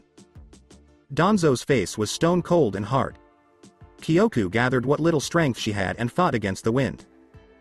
She flew through the air and cut one of her sai close to Danzo's face. Then, with a huge burst of speed, she pushed off and Danzo Black flipped through the air, landing hard on the ground and breaking it under her feet. She was only able to hurt him by cutting through the bandages on his right eye. When she saw the Sharingan eye staring back at her, she gasped. Then she vanished in the cold wind and came back on a small ledge holding what looked like a hurt arm. Before he and his soldiers left to look for the Maebor, Danzo said, "Everything I do is for the good of Konoha. Not even you can understand. You will learn that dedication is not the same as zealotry over time," Kyoku told her as she started to run away toward Yujin. She knew they couldn't get to the Maebor with all the root agents hiding around. Danzo, meanwhile, had reached the main chamber where the key to controlling the Zencho was hidden. In a small room, a hand holding a note was sitting on a pedestal. Danzo thought this was just a test to help him find the Maebor faster. The moment he read the note, he clenched his fist in anger and threw it to the ground. It says on the note, "Danzo, eat a dick, you fell for it. I destroyed the Maebor and stalled your plans. See you in hell. My name is Naruto Uzumaki, and I think you're stupid." Whether he was tricked by a child or not, this was a terrible blow to Dan's. Kyoku got away with Naruto's journal, and Naruto destroyed the Maebor in some way. He only went back to Konoha and waited. That was 3 days ago when Ryuzetsu woke up in the Fukaitate's medical wing. Naruto and Konan had already left for the Land of Fire's capital city. They had to meet with a very important person whose decisions affect the whole country. They were wearing black cloaks that blocked sensors and other people with sensory abilities from seeing their chakra. Instead of having Naruto teleport them to the capital right away, they chose to walk and enjoy what nature had to offer. Luckily for them, their hair and eyes went back to normal. Naruto's eyes were sapphire blue instead of amber, and all the steel gray color was gone from his hair. In the same way, Konan's hair went from silver to bright blue and her eyes went back to being the same shade of orange instead of violet. What the Yubanana Basaka Henkin did after it happened. People from the countryside and cities surrounded them as soon as they got to the capital, on their way to the royal palace to see the new daimyo crowned. They were able to blend in perfectly. Madara taught Naruto that hiding in the crowd was the best place to attack from behind. "Do you know anything about this new daimyo?" Konan asked as she stayed close to Naruto, hoping not to lose him in the sea of dead bodies. "I know him better than anyone else, and I share his love of Guru Lagima's poetry." Naruto said this as they kept going, ignoring the other people around them and focusing on their own journey. They waded through the people like they were trees in a forest, strafing and dodging the things that are always moving. They finally made it to the royal palace courtyard and sat down by a fountain to wait for the announcement of the new king or queen of the Land of Fire. If they had come in their Akatsuki robes, they might have caused a stir, or the shinobi who were in the area would have been all over them like flies on honey. Thus, they waited for the loud sound of the trumpets and the important speech from the daimyo. Finally, it started. The trumpets sounded so loud that they could be heard all over the city. A man in a fancy kimono robe walked in with a scroll in his hand, which he would read from. "With a happy heart and a sense of pride in my soul, I'd like to introduce your new daimyo, Inzei Hosoku. He will help us get through these hard times and bring peace and order back to our broken country. This man has given up a lot for us, showing that we can only truly fall if we let ourselves. Proud people of the Land of Fire, I present your new daimyo," yelled the announcer as the Inze came out from behind. "My people. When I look upon you, I don't see men, women, children, but equals. The recent turn of events that have shaken our proud country are now behind us. This is an age to rebuild and recover. To lick our wounds of the past and hope for a better tomorrow. We have all suffered. This is true, but if we cannot move on, we shall be as we have always been. Fighting amongst each other. You are now free to choose your own path and carve your own destiny upon the paper that is history. Enjoy your lives. Live it to the fullest. Never regret your decisions and don't feel guilt for your mistakes. Because as your daimyo I swear that I will carry you all to a brighter future. A future to be proud of and one worthy of our scions," expressed Inze with a tone that denounced his that criticized his position as a world leader to create the decisions people can't make for themselves. He will lead his sheep like a shepherd. Following this, the people began to march out of the courtyard with smiles on their faces and pride in their hearts. Naruto and Konan went to the palace, were able to sneak past the guards without much trouble, and climbed to the top of the big building to get to the new daimyo's office. The new daimyo was already doing his job as leader of the country. Naruto took off the hood that covered his face, and Konan did the same because he knew the man wasn't dangerous. When Inze finally noticed them, he looked up with a neutral face and slightly closed eyes. Konan could see right away that Inze's expression was a lot like Naruto's, as if this man didn't feel anything, just like he did. "Konan, please let me introduce Inze Hosoku Daimyo of the Land of Fire," Naruto said. Konan then bowed politely and looked at the floor. Telling Konan to raise her head, Naruto said, "Take another look." This made her eyes widen and almost made her gasp. He was no longer a man with spiky caramel hair and brown eyes. She saw Naruto's face instead. His golden hair fell over his face, and his hat covered most of his hair. The woman with blue hair asked, "But how?" The man pretending to be Inze said, "I can explain that, Konan. After my father, Madara died, I knew that in order to move my operations unnoticed and receive funding so to strengthen the Kokorin, I knew I had to gain those two things from a position of power. I created this clone to establish a false identity, one that people could trust, depend on. I quickly insinuated myself into the courts as a humble and kind politician and eliminate any rivals in the game. So that's how Daimyo Naruto Uzumaki came to be," the clone said as he gazed at the town. "I believed you should know. I could have hidden this secret longer from you, but I needed someone to depend should all my contingencies fail. But I also needed someone that Danzo and Obito considered an enemy. You were the best choice. That means you control the whole Land of Fire and Konoha, plus everyone loves you," Konan said, once she had calmed down a bit after hearing the news. "Not only that, through this I can cripple Konoha by detracting funds so to keep the village from receiving missions and thus their source of income, but such a drastic action and so soon after I took office will of course seem suspicious. Things need to run slowly and smoothly so to best destroy the thorns in our side." The real Naruto said this while looking at Konan. The clone spoke next. "But there is something we can do. Many people in the courts and among the nobility are interested in me now that I've become powerful. I think they will be looking into everything about me and spreading rumors to make the people doubt my legislative power. The recent peasant uprisings and everything else that's happened in the Land of Fire up to now have made people start to question my background, motivations, and ways of getting power.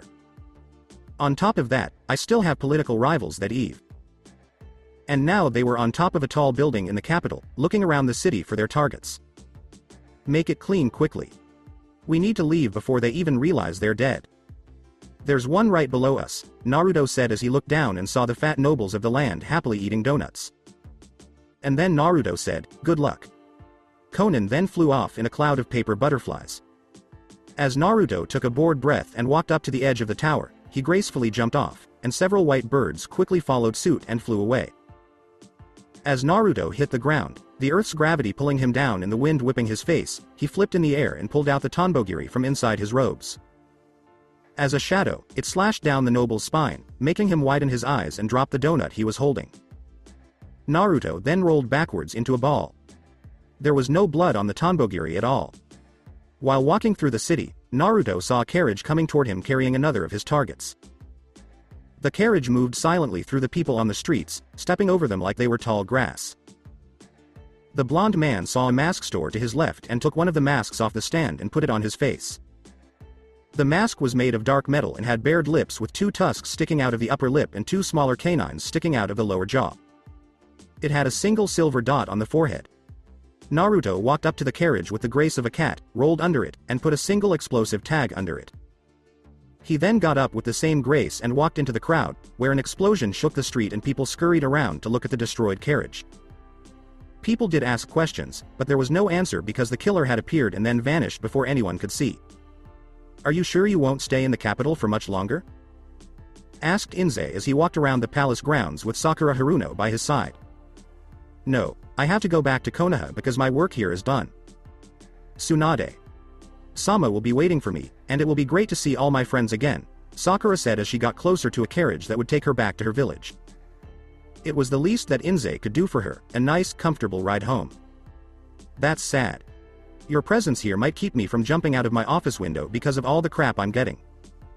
But if you want to go home, who am I to stop you?" Inze asked as they got to the carriage. He opened the door for her like a gentleman. "I also received a letter from the Hokage. A squad of shinobi including your teacher Kakashi Hatake will meet in the city, the driver will know where. I wish you well on your travels, Sakura," Inze said with a smile. Sakura laughed and said, "Don't jump out the window too early if I decide to visit." She then left, while Inze lost his smile and his eyes went to the Sharingan. Today was a very important day for everyone in the Land of Fire, so people decided to celebrate by dancing in the street while drunk. A lot of people from all walks of life were dancing to the strong music playing in the streets. One politician was having too much fun and making too much sake. Naruto walked through the crowds to get to the man who would soon die in his hands. When Naruto got close enough, the politician fell into his arms by accident and said, "Sorry there, mate." Naruto replied, "Okay," and continued walking to his next destination. The next thing he heard was screaming as the man he had just bumped into started shaking on the ground and foaming at the mouth while his eyes rolled back into his head. If you looked closely, you could see a small red mark on the man's neck where he had been stabbed with a paw. In another place, another noble was drinking sake on the street and celebrating with everyone else. On his arm was a young, angry girl who clearly didn't like being with the man because she kept trying to get out from under his hold. The man was suddenly hit in the shoulder with a kunai and fell to the ground with a thud. Before the girl could react, Naruto's arm was pulled around her shoulder, and they started walking away as if nothing was wrong. Naruto quickly ducked into an alley, leaving the girl standing there in the street, confused. After an hour, Naruto was in a local bar with a cup of sake in one hand and his new mask on the bench in front of him. One of his informants told him that one of his targets would be walking into the bar soon, which was obviously the worst place for the target to be at that very moment. While he waited, he thought about his current plans. He needed to go see one of his informants in the Land of Spring to get some information. While he was thinking, a big, dark, skinned man hugged him on the right shoulder and held up a cup of sake. They made a toast to the occasion, then drank the alcohol and went back to his thoughts. Just as he put the cup down, 3 samurai guards and the nobleman they were watching slammed the doors open.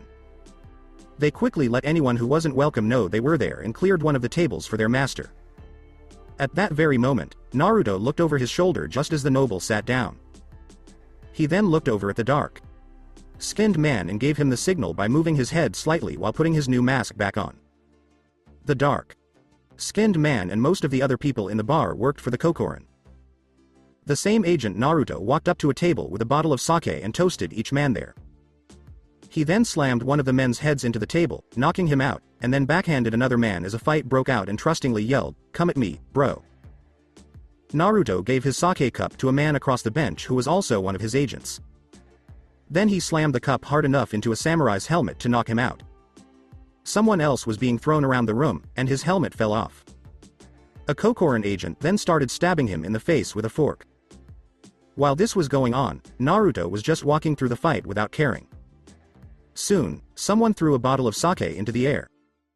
It would have hit Naruto in the face if he hadn't ducked under the swing of a samurai's sword and hit it on the head, knocking him out.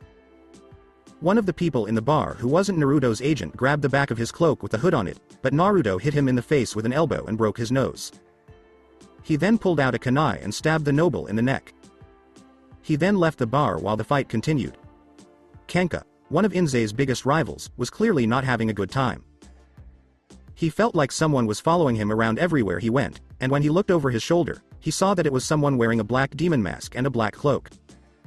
His next move was to run as fast as he could while Naruto walked along. When Kenka looked over his shoulder, he saw a kunai flying at his back and getting stuck in his spine. He didn't last long, getting him killed. At the same time, Sakura was riding in her carriage and thinking about everything that had happened in the past few weeks, including the riots, death threats, and Inze, who was the biggest mystery because he was so happy and pure. People needed and deserved him. His inspiring speech moved her to the core. She could trust and believe in Inze.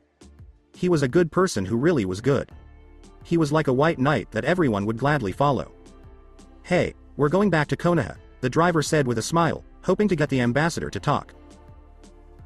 Yeah, home would be pretty nice right now," Sakura said with a smile as she thought about her village. It had been a while since she saw Ino, and they had a lot to talk about and gossip about. Of course, Ino would want to know more. "Any a family?" "Just parents, they've been worried sick for me. Though I think they're being overbearing." "I know what you mean, my mother would worry over me as if I would die." From a paper. Cut. Good times. "Is there anyone special waiting for you at home?" She smiled and said, yeah. There is someone. I can't wait to see him." She hadn't been to his grave in a while and had a lot to tell him. She then heard a thump on the roof of her carriage and raised an eyebrow. What could have made that noise? Then she heard a scream in front of her as her driver was lifted off his shoulders, thrown across the street, and quickly run over by another carriage. She and the horses pulling her carriage were filled with fear and panic, and Sakura had no choice but to duck as a black blade went through the roof of her carriage and almost stabbed her in the head. The blade kept going through the roof, trying to kill her. She quickly took charge by grabbing the reins of the horses pulling her carriage and forcing them to stop. The sudden stop threw her attacker out of the carriage and onto the street, where he rolled across the ground for a moment before calming down and scratching his hand across the cement with his claws while he was hunched over. Sakura was sure she could see her attacker. He was hunched over on the ground, looking right at her while his hand was trying to get out of the hard cement. His waist was tied with a blue rope belt that was tied in a knot. He wore black armor on his chest and black metal pieces of armor on his pectorals. He also wore form-fitting leather on his chest, but it didn't hide his shape because she could see his muscles. He wore pronged metal shoulder pads, pronged black clawed gloves, and pronged bracers with black metal pieces on his biceps. He was wearing an ankle-length coat with no sleeves. The edges were tails that were frayed and tattered, and there were bright red flame patterns on the tails. He also had a hood that covered his hair and a long, high collar with 3 silver magatama held in place by strings. He was wearing a black and silver mask of a demon with long tusks at the time. The two of them stared at the man, who she thought was Ryu Yokaze based on how he looked. She was scared to face the man who killed Shino and Lee and was one of the world's strongest shinobi. She couldn't keep thinking about what she was going to say for long because another carriage came in behind her. She quickly turned and smashed its wheels into her own carriage. The forces were strong enough to knock Sakura's carriage over, and Naruto jumped into the air and landed on top of the girl, who was being tossed around like a rag doll. He then got his Tanbogiri ready and stabbed the carriage some more, hoping to hurt the Konoha Kunoichi at least a little. In response, Sakura pulled out some kunai and threw them at Naruto. He jumped off his own carriage, which had hit hers, and ran away. Sakura quickly thought of what to do and pushed against one of the carriage's doors. The door flew off its hinges and away just as the carriage fell off a bridge it was on. The carriage Naruto was riding and stopped when several masked shinobi in simple black armor stormed out and began throwing kunai at Sakura, who was hiding behind an unrelated carriage on the road. Naruto then pulled out a kunai, wrapped an explosive tag around the handle, and threw it at Sakura. She jumped off the bridge and landed hard, avoiding the blow. Naruto then walked toward the end of the bridge to look for his target, who was no longer visible. Sakura was hiding under the bridge, thinking about what she should do next. Sakura chose to fight fire with fire and pulled out an explosive tag she was wearing. Thank goodness she was dressed like a shinobi. Naruto looked over the bridge for his target, and Sakura was lucky enough to see his shadow on the ground looking over the bridge. As he turned his head to feel for her chakra, Sakura threw the tag onto his mask. He tried to scratch it off, but Sakura sealed it with her hands, and it blew up, knocking Naruto to the ground and knocking him out for a split second. Naruto after getting hit in the face by the explosion. The explosion had damaged the top half of his mask, from the bridge of his nose to his forehead. He got up and pulled off a piece of it. More of his hair fell between his eyes, giving him a noticeable glare. His next move was to get out another kunai, put an explosive tag on it, and get one of his jutsus ready. Then, looking over the bridge again, he threw the kunai and used the kunai cage bunshin no jutsu, kunai shadow clone technique. The explosive kunai split into dozens that went through the ground and set off explosions all over the street. Sakura was running like crazy to get away from the chaos. When the explosions stopped, Sakura hid behind a booth in the hopes that her teacher Kakashi could see how things were getting worse. Naruto jumped off the bridge and landed on his feet. He then said, "She's mine," and started looking for his prey. While this was going on, Kakashi was enjoying the fresh air and reading his naughty book, which was the latest installment in the Icha Icha series. An explosion was going off a few streets away, and it made his shinobi senses go crazy. That was his job, to make sure Sakura got back to Konoha safely. Of course, things always go wrong when he takes in a genin team. He then ran to where the screams were coming from and followed them, hoping that his student would be okay because he thought she had something to do with it. Naruto quickly set a group of samurai on fire with a Kaiten jutsu when they came running around a corner. He then went back to looking for the ambassador of Konoha. As he looked for her chakra, he walked without much thought through the stalls with the Tanbogiri ready. He could find 2 signatures of the same kind, which meant she had made a copy to trick him. It's not the worst way to keep an enemy's attention on multiple things at once to catch them off guard, but he was smart enough to know this trick, so he just had to kill the one with some bait, which was himself. Then he walked up to a stall. His red Sharingan eyes were shining, and his cracked half mask was now sticking to his face loosely. He quickly blocked out everything else so he could focus on finding his prey. Then he heard something, a voice. Most likely using a wireless radio headset to let other shinobi know what's going on. Naruto knelt down on the ground and took out a small ball from his wrist seal. He then rolled it toward the voice and waited for her to strike. When the ball stopped, it burst into flames, and Naruto turned around when he felt the other chakra's signature attack. His plan worked, of course. Sakura quickly ran out of cover just as Ryu turned around to face her. She kicked the Tanbogiri out of his hand and was planning to grapple him and throw him to the ground, but he grabbed her off of her and slammed her into the ground, making cracks where she hit it. He then tried to punch her while she was on the ground, but she barely dodged it, so he tried again, but the same thing happened. He then grabbed her by the hair, and when Naruto reached for the Tanbogiri, Sakura threw a seal at him. It hit his right arm and shocked it, making it numb. She then took the chance to run away while Naruto flexed his arm and the seal fell off. He wasn't even trying to fight her. He barely resisted. He hadn't even used half of his power.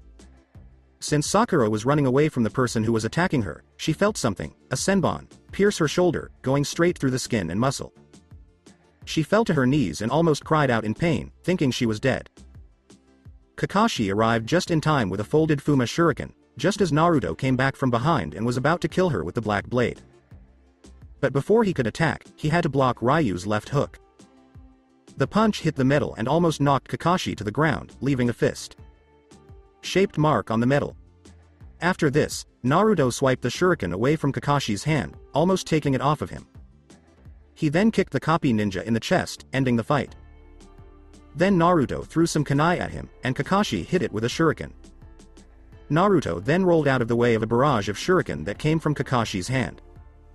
Taking a more aggressive stance, Naruto started throwing hand-sized shuriken at Kakashi, who rolled out of the way and ran a little to avoid the weapons. Then Kakashi jumped over to Naruto and kicked the Tanbogiri out of his hand.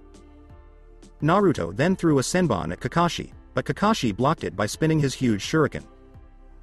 Then Kakashi threw a right hook at Naruto, but the boy was quick enough to avoid it and make it look like Kakashi had hit him.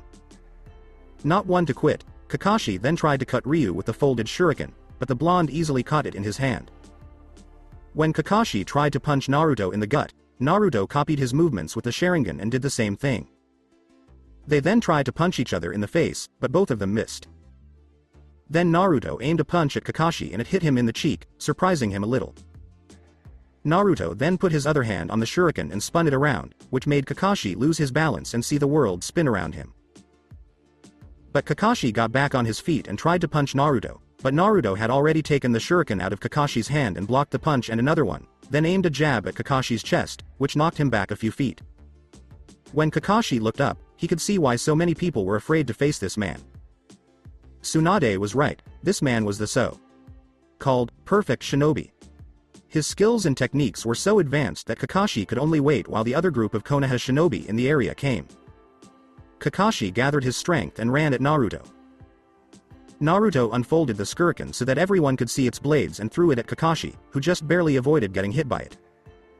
Then the two got into a fistfight, with each trying to do better than the other. Kakashi tried to hit Ryu with 3 jabs at the same time, but Ryu blocked them all perfectly.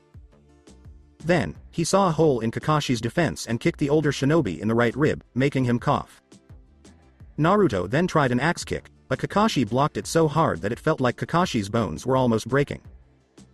Naruto then pulled back his foot, landed on his hands, and stomped on Kakashi's face, which made Kakashi lose his balance. Kakashi got back on his feet and got ready to take a stand. He jumped into the air and tried a double ace kick, but Naruto easily dodged it.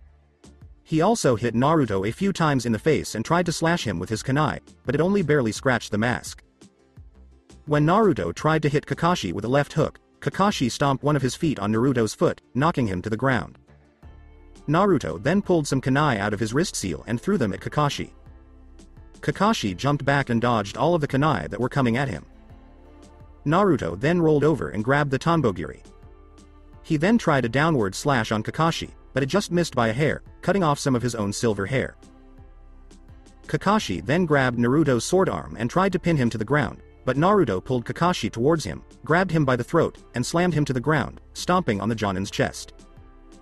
After taking a breather, Kakashi rolled away and went through seals to do ALK. Lightning Release. Lightning Beast Tracking Fang, Raiden, Raiju Suiga. Thought Kakashi as he prepared the jutsu and pulled a lightning cord out of his pocket to throw it at Naruto. Naruto dodged the lightning wolf with skill and ran toward Kakashi. Kakashi chose to grab as many lightning charged kunai as he could and throw them at the blonde. Then he focused his chakra in his left eye, which is where his Mangekyo Sharingan pattern showed up and was used. Kamui, because some of the kunai were being eaten by what looked like a swirling black distortion in the space. Naruto was surprised when the lightning hound that had just run past him turned into a shadow clone. The clone then used Kamui and lightning charged kunai flew at Naruto from his eye. The 2 waves of kunai hit each other, making lightning everywhere, and Naruto could barely avoid the sparking lightning around him. He then felt Kakashi's chakra signature above him, ready to use a Reikiri to pierce him. In response, Naruto focused chakra into his left eye and used Kamiyonayo, Sutepu no Shinigami, Steps of the Death God, to slow time around him, surround his body in shadow, and get away from Kakashi's clever plan. As Kakashi let go of the technique, he stabbed the ground with his lightning encased hand. Several blue explosions happened where the lightning was charged. When the dust settled, Kakashi was shocked to see what had happened. All he could see was a black streak, and then Ryu Yokaze was gone. He couldn't think about it any longer because he was being pushed away. In a stall, Naruto picked up a sharp metal rod from the ground and charged it with lightning chakra. He then threw it into the air and kicked it at Kakashi, hitting him in the shoulder and numbing his whole body so that he couldn't move. As Naruto walked away with the Tanbogiri in hand to go after his real target, he said, "No more distractions." He hadn't been walking for long when Sakura came back to life and tried to punch him with her newfound strength. To try to end the fight quickly, Naruto threw the Tanbogiri, but Sakura was able to avoid it just barely but got cut on the shoulder. Naruto then pulled out a kunai and turned it around in a backwards grip. He tried to punch Sakura again, but she blocked the blow. Naruto then tried to stab her, but she dodged the attack. He hit her in the chin with a punch and cut her on the side, making her yell and scream. Then he kicked her in the chest, sending her flying into a wall. She quickly got better, and they got back to fighting. He knew exactly what would happen if he took one of her punches, so he redirected them and gave her 2 jabs. He then tried to slash her again, but she blocked it because taijutsu was her best skill after medical ninjutsu. He then tried to stab her in the side, but she blocked it just barely. He could move faster if he wanted to, but that would waste his energy, and besides, he was already moving so fast. After blocking his punch, he slipped the knife into his other hand and stabbed her in the shoulder. She screamed in pain and bit back another scream, and he stabbed her again in the side.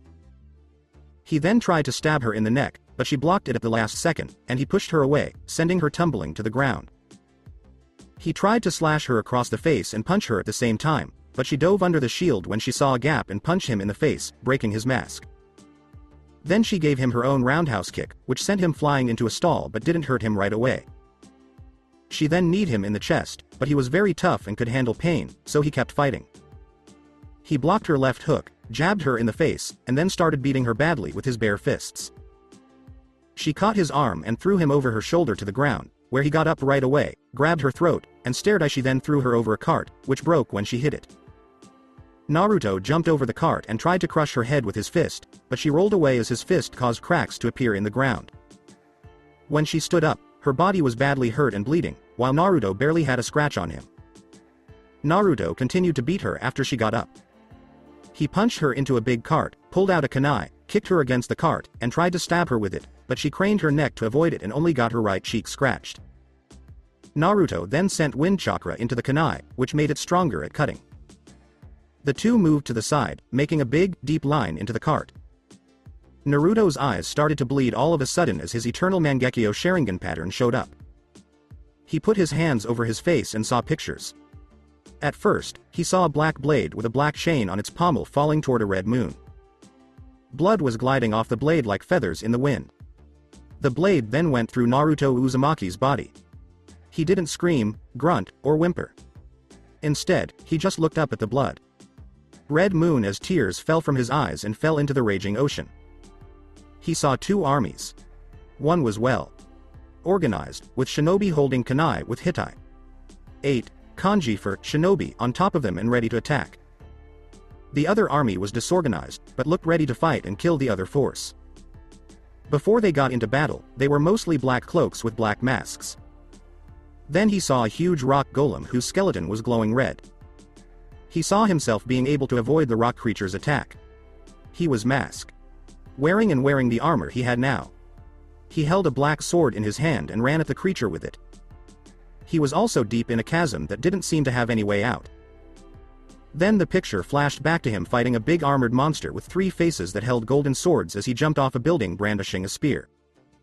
His clothes were different, though, and he couldn't explain it. Something was wrong with him. The next thing he saw was a man with several dead bodies piled on top of him. Blood and guts were falling off of him and onto the ground. The man was holding a spear and was ready to attack the smelly pile of flesh and muscle. After opening a big door, he saw people in robes and blood. Red hair. Sakura petals were falling from the sky and landing on the ground, making the people look scared and even strange. There was an old man with a long beard sitting on a throne and being watched by guards. The picture flashed to burned ground, where he saw a huge fox with 9 swooshing tails as bricks, debris, and dust fell from broken walls and buildings. The fox roared in response, and the wind picked up around it as it ran up a cliff to get away from him.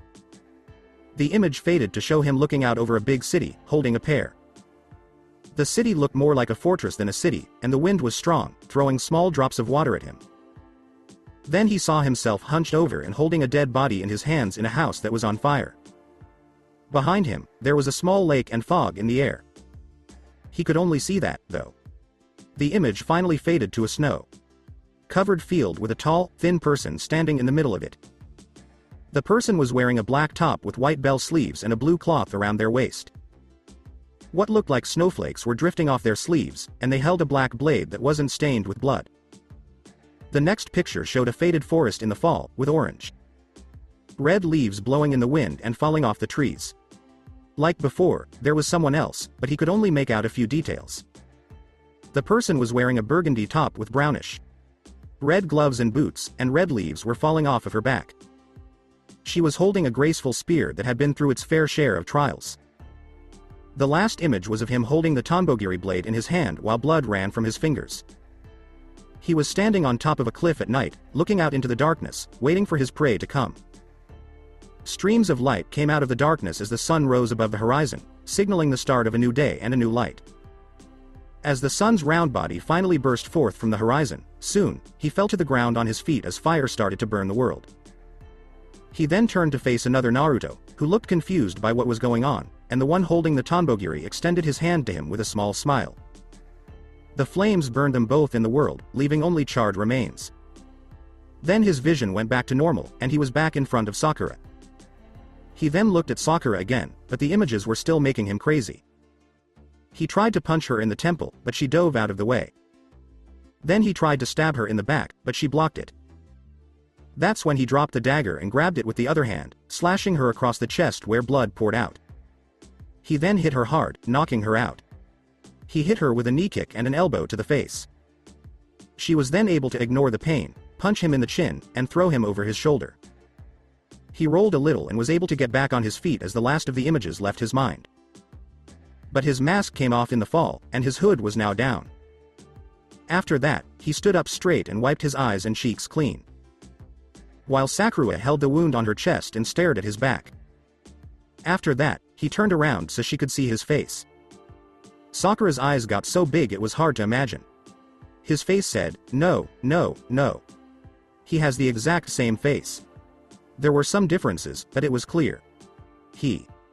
She could feel tears forming in the corners of her eyes as she stared at him. His breathing got more labored and hoarse as she looked at him. Her mind was like a hurricane, swimming and spinning around trying to find a clear answer. But the truth was that he was alive and there. He was there in the middle. "Naruto," Sakura said as her tears finally fell and her eyes softened as she stared at him. She was so emotional that she couldn't put it into words. It was a rare moment when she let her guard down. Naruto pulled out a kunai, charged it with wind chakra, and threw it at Sakura. It hit her in the chest quickly and cleanly. As she spoke, blood started to come out of the corners of her mouth and into her soft eyes. She heard Kakashi's voice calling to her, so she closed her eyes for a second and kept her eyes on Naruto. When she opened them again, he was gone, just like before. She fell backwards to the hard ground when her legs gave out. At that moment, Kakashi in an unknown voice showed up. Her eyes were getting foggy and dark, and she was trying to form. Hi Konoha. Hello, Tsunade. I'll have. Voice told her, hospital. She could hear it even though her wound was bleeding and she was losing her hearing. That was the only thing she said. Naruto. So that's it for today. I hope you guys enjoyed it. Don't forget to like, share and subscribe to the channel for more awesome stories like this. Thank you. See you all in my next video.